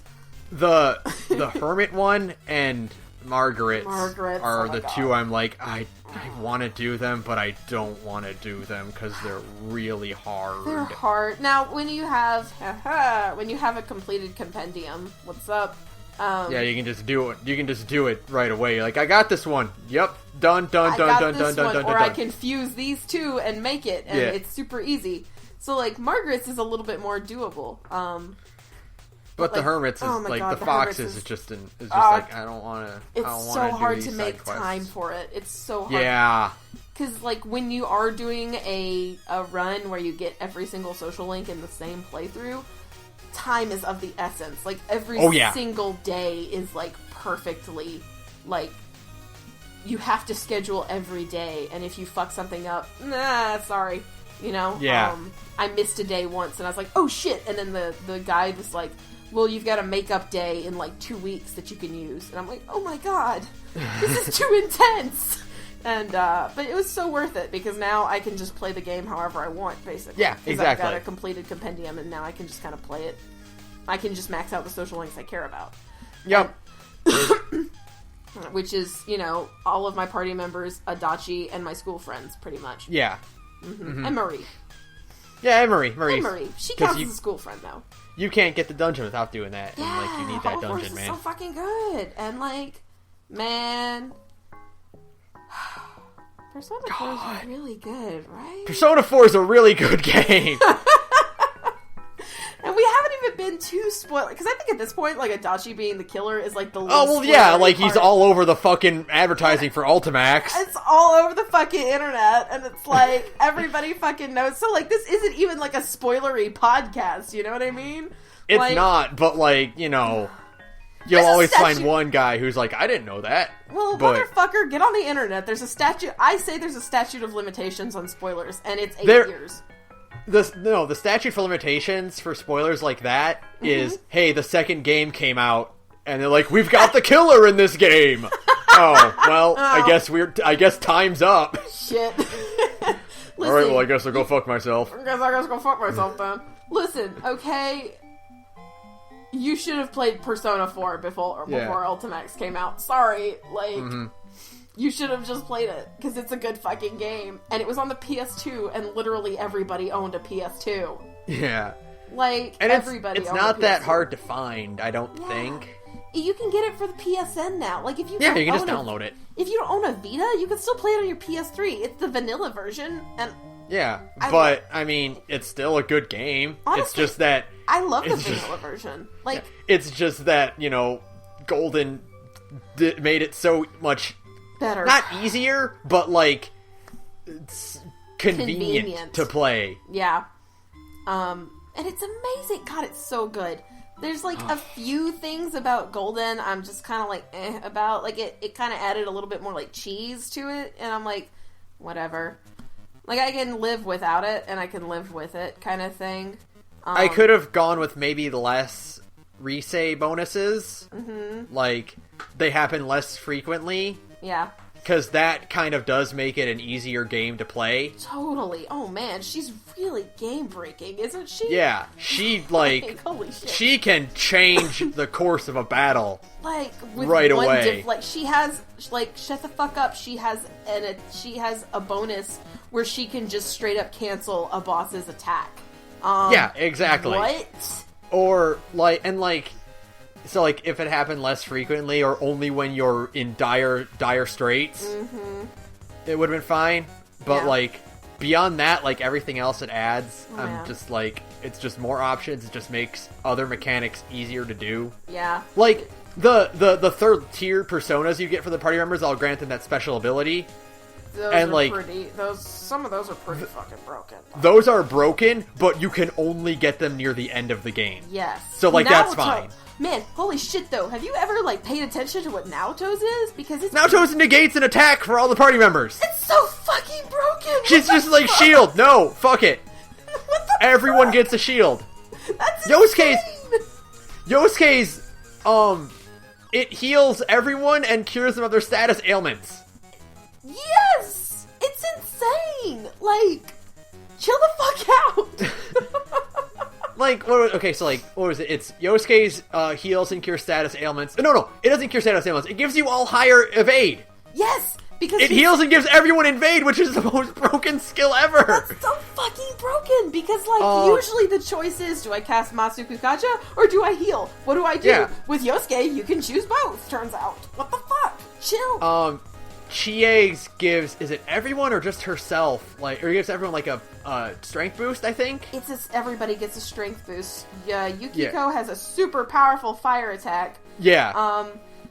Teddy's isn't great because it's based Teddy's off of does luck. whatever it wants to, yeah. And I think Kanji's is based off of luck, too. Kanji's gives everyone knockdown, right? Right. It's not great. What the fuck was that noise? Diva! Boo-boo!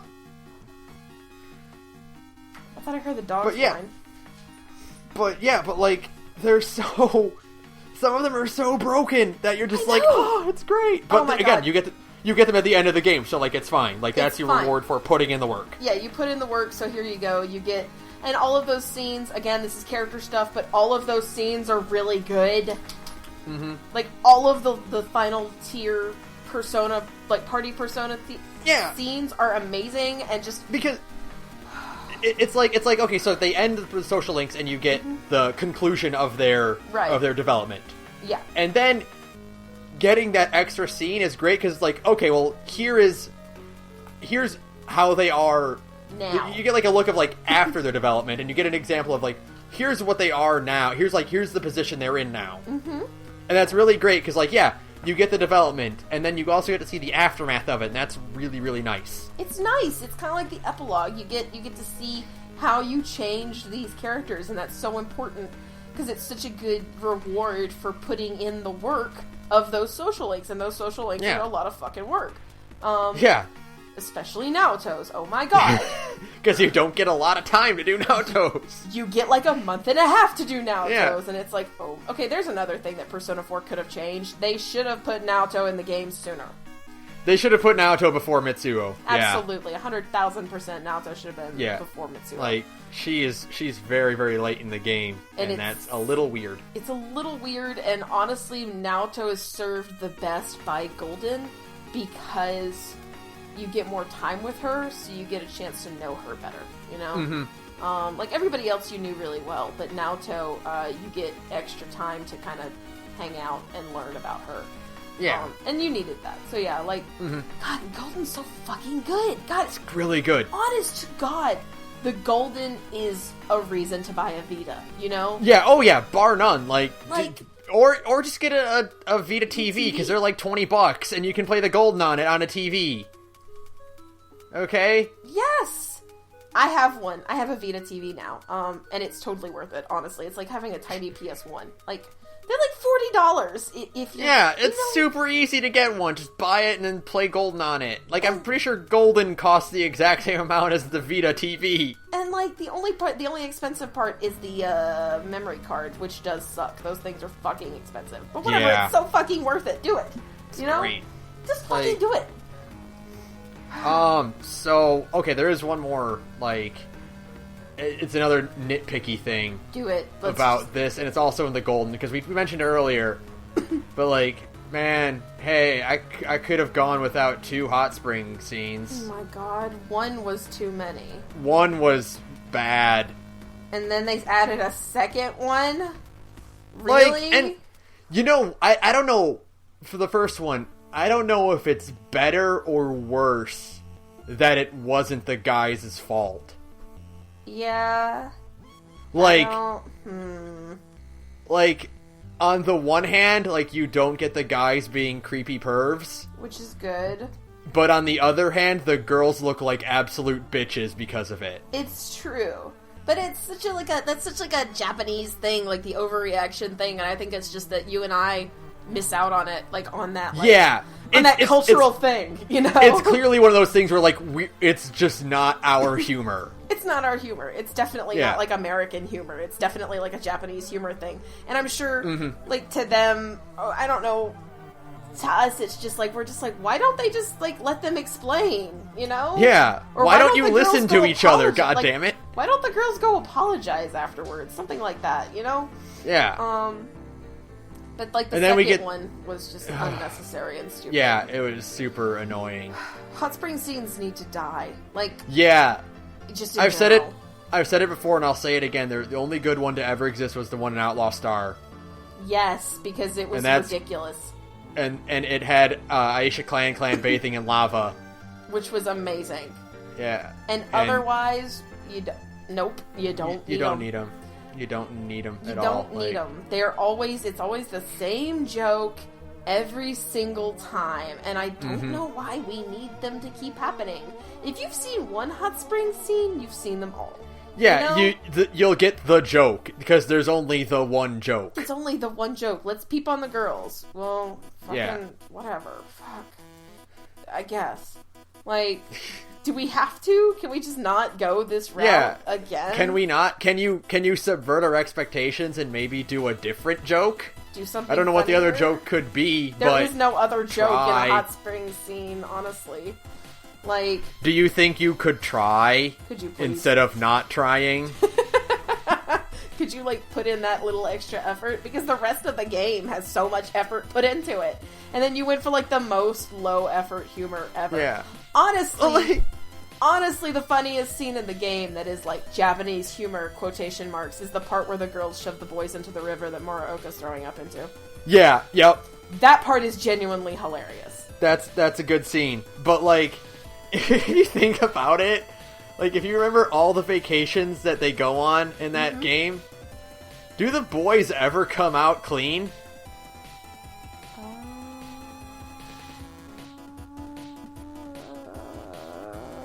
They don't. No. I guess kind of the ski trip?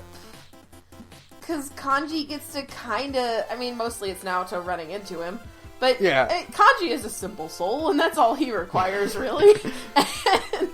And you get to spend some alone time with your love interest in the cabin. Yeah. That's kind of nice, but otherwise, no, like, not really. No, they really, like... Sochi they go on a lot of vacations in this game, and I don't think Arakami ever comes back feeling relaxed. No, I would just stop going on vacations. Yeah. You know, like, after a certain point, like, maybe don't go somewhere for Golden Week. You know what I mean? Like, Yeah, you know, between getting poisoned and getting vomited on, and then getting pots and pans thrown at you, and getting haunted by ghosts, and almost creepily molested by your teacher. Yeah. Maybe you just stay home. Yeah. Oh, I forgot about the part where they go to Port Island. Yeah. Man, it's been a while. Man. Or they go to a love hotel. Yeah. Which is the love pretty hotel fucking from funny. P3. Which, again, marks to the stellar voice acting. Yukiko and Risei's drunk voices were phenomenal. Yes they were. Holy shit. Like, that whole scene is so good. Like, now that I'm thinking about it, I'm like, man, that scene is hilarious. And I just love Naoto as the straight man. I love Naoto. Naoto is the most perfect straight man ever. Like, because she is so much smarter than the rest of them. She has no idea how to act like a normal, stupid kid. You know? And so, like, she's the perfect straight man. Well, I just did the scene where they're in the haunted house, or they're talking at the ski lodge and talking about ghost stories, and Naoto freaking the hell out and trying to rationalize them away. I mean, it's great. It's so good. This game's so good, man. This game's so really, good. really fucking good. Man, okay. It is absurd, by the way, and I kind of mentioned this to you when I started replaying the Golden. The upscale that the game's graphics get. Oh my god! Holy shit! What the fuck? Like, Golden looks so goddamn good. Like, the textures and the environments and the lighting, it's all really clean and colorful, and it's just so much brighter that, like, you're just like, am I playing the same game? Oh I don't know. I don't even know if they touched the models themselves up or not, but the textures just look way better, and it's way brighter and more colorful. And I'm pretty sure they touched up a few things here and there. Yeah, I think they did, surely. And like the upscaled resolution is just, I mean, the game is so helped by it, by making it like this brighter and more colorful just experience. And it, you know, I mean, it really just makes the game, and it makes Inaba like a place you could live in. It looks like a place you could be. And I don't know, God, I want to live in Inaba.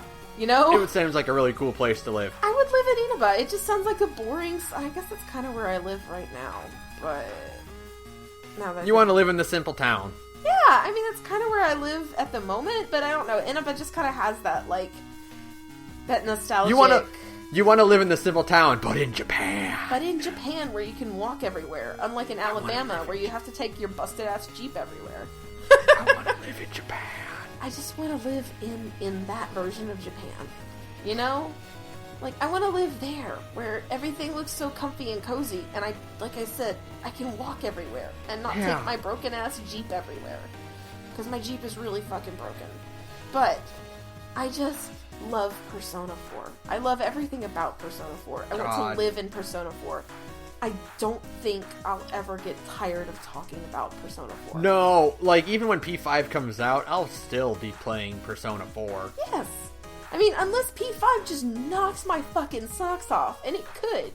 But... maybe it very well could be better. We'll be like, okay, well, this is unequivocally better. Like, but it'd have to be really, really, really fucking good. It'd have to be amazing. I mean, it would have to... I don't even know what it could do to top Persona 4. I don't know if it could. I think it's just that Persona 4 is wrapped up in so many happy memories, and I was at the right age at the right time. I had just gotten out of high school, and so I still had some, like, minor nostalgic feelings toward it, you know? I was still hanging out with my high school friends in college, because we all kind of went to the same school.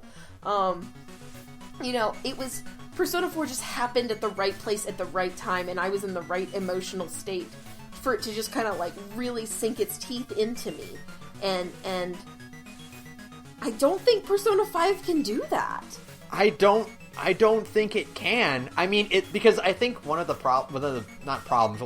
issues with that is that Persona 4 is so grounded, and it's so localized that, of course, you feel that human element way stronger. Whereas P3 and P5 are clearly leaning more towards the world, world-ending style of Crisis. Fantastical. Like, P5 Fantastic, yeah, that's a good word. P5 especially takes that fantastical, and it looks like it's going super hard with it. And I don't mind that one bit. No! Holy shit! Because, dude, the style in P5 is incredible, and... Oh my god. Who knew there was such a thing as UI porn? Oh my god! I know, right? Oh. Like, I see the menus in that game, I'm like, oh, my dick is real big now. I know, right? Like, I need a cigarette after seeing those menus. I'm just like, Well, was it Pat from the Best Friends who was like, nobody has ever been able to make people get hype about menus the way exactly can. Like the way Persona can, like, man. Yeah, you see screenshots of the shop and you're like, oh my god, it's amazing. Yeah, like that's what Persona 5 is. And like, so like, I'm super hyped for P5, but I just don't think it will ever. It's the thing. Okay, here's what it is. It's not going to be better or worse. It's going to be different. Yeah, and so like, P5 is perfect. I mean, P4 is perfect. Yeah, that's the problem. Like, yeah, there's no way they could recreate that. And we're going to feel like they should recreate that, and it's going to be really hard to fight against comparing them. It is, and I'm going to want to. We're gonna have to do it because otherwise it will hinder our enjoyment of the game. Yeah, and I have a feeling I'm going to enjoy P5. Of course I'm going to enjoy P5. Oh, of course you are. Yeah, of course, duh. Fuck off. Like, whatever. Did you see what you can do in dungeons now? Oh my god, right? Did you see how fucking good those character models look? Oh my god, what the fuck? Like, did you see those fucking menus? I know. Did you see we're getting Gekko-kun and Yasogami High uniforms for DLC? And you can use short range weapons and long range weapons. Like, holy shit! I don't want to wait until April. I know, I'm gonna fucking die. God damn it! Like, but that said, Persona 4 just has something, and it's just so. It is everything that you would really want in a JRPG. Yeah. Because it's the battle system is easy to learn, difficult to master. The character writing is super nuanced. The plot is always stays interesting. And it's just always a good time. Like, if you don't like these characters, you have to be dead inside. Yeah, if you can't find a character to relate to in this party, then what kind of experience have you had? Like, ever. Because you're a very unique individual if you can't connect to one of these characters. Because, I mean, well, like I said, we're not going into it too much, but... Not yet. They are so relatable. I mean, they're just such normal people. They are just people.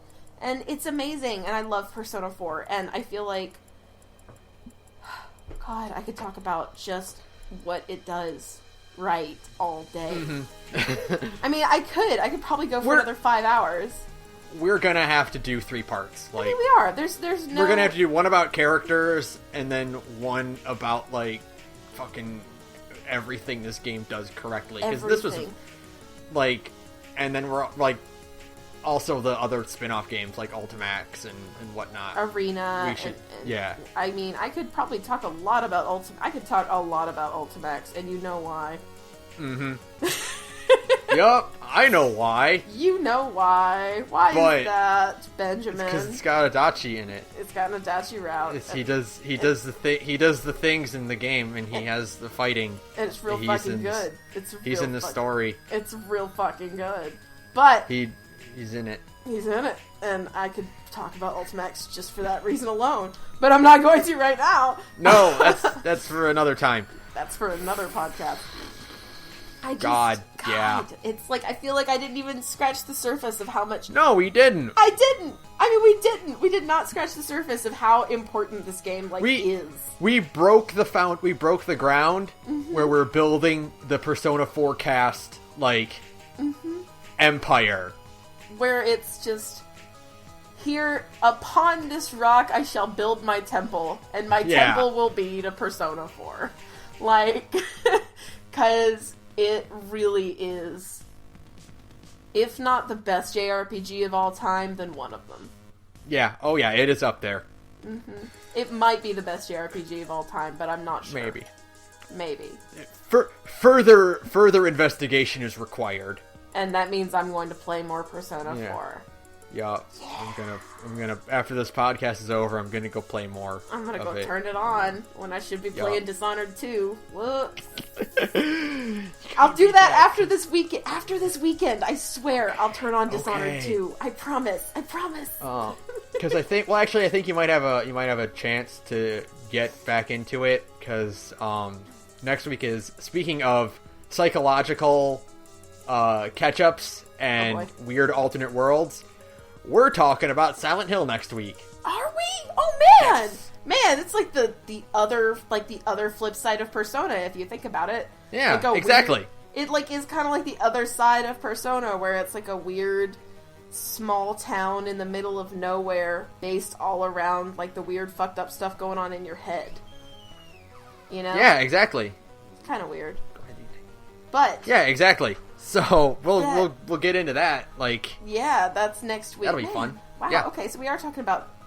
Man, it's gonna take forever for us to talk about Dishonored 2. Sorry. No, well, we're gonna do Silent Hill, and then the week after that we're doing Dishonored 2, and that's Sweet. irrefutable. That's so like that'll be concrete. So you better beat it by then. I swear. Okay. I'm giving you enough time.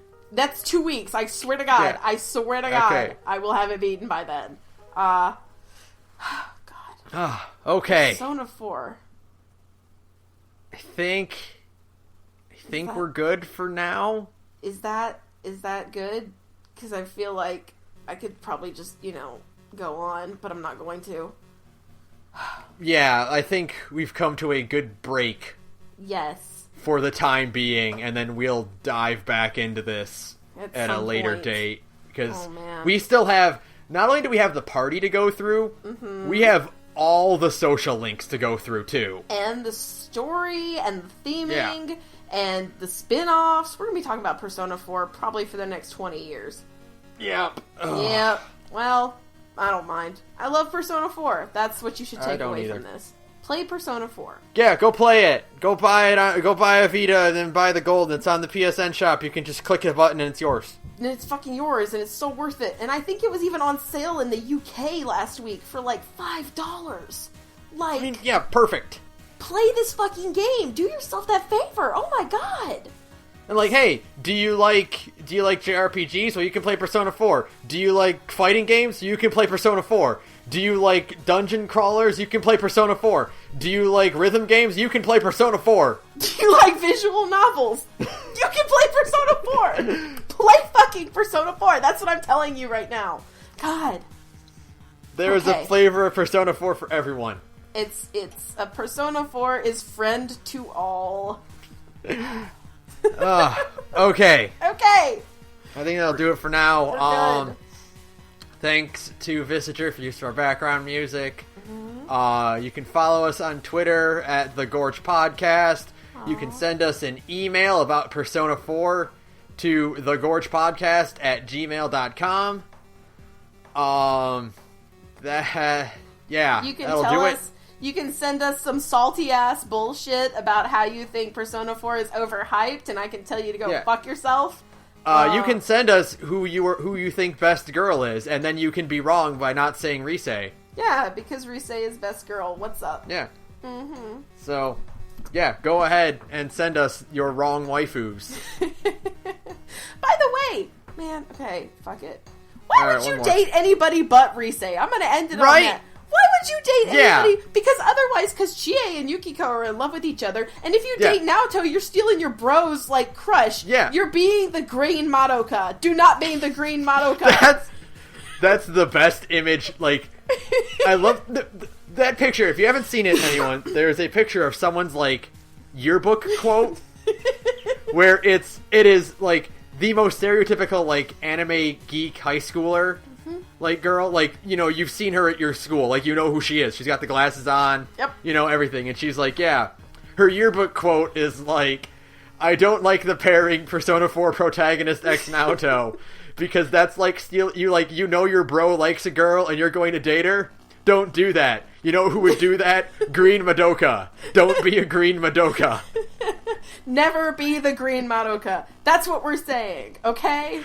So yeah, that's why Rise is best girl, because everybody else is in love with somebody else, so clearly she's in love with you, and you should love her back, because she is best girl. Yeah. Yeah. Okay. Persona 4 is awesome. That's what we'll end Persona on. 4 I'm not is saying great. fuck Yes. anything. Persona 4 is awesome. I love Persona 4. Good night, everyone. Good night.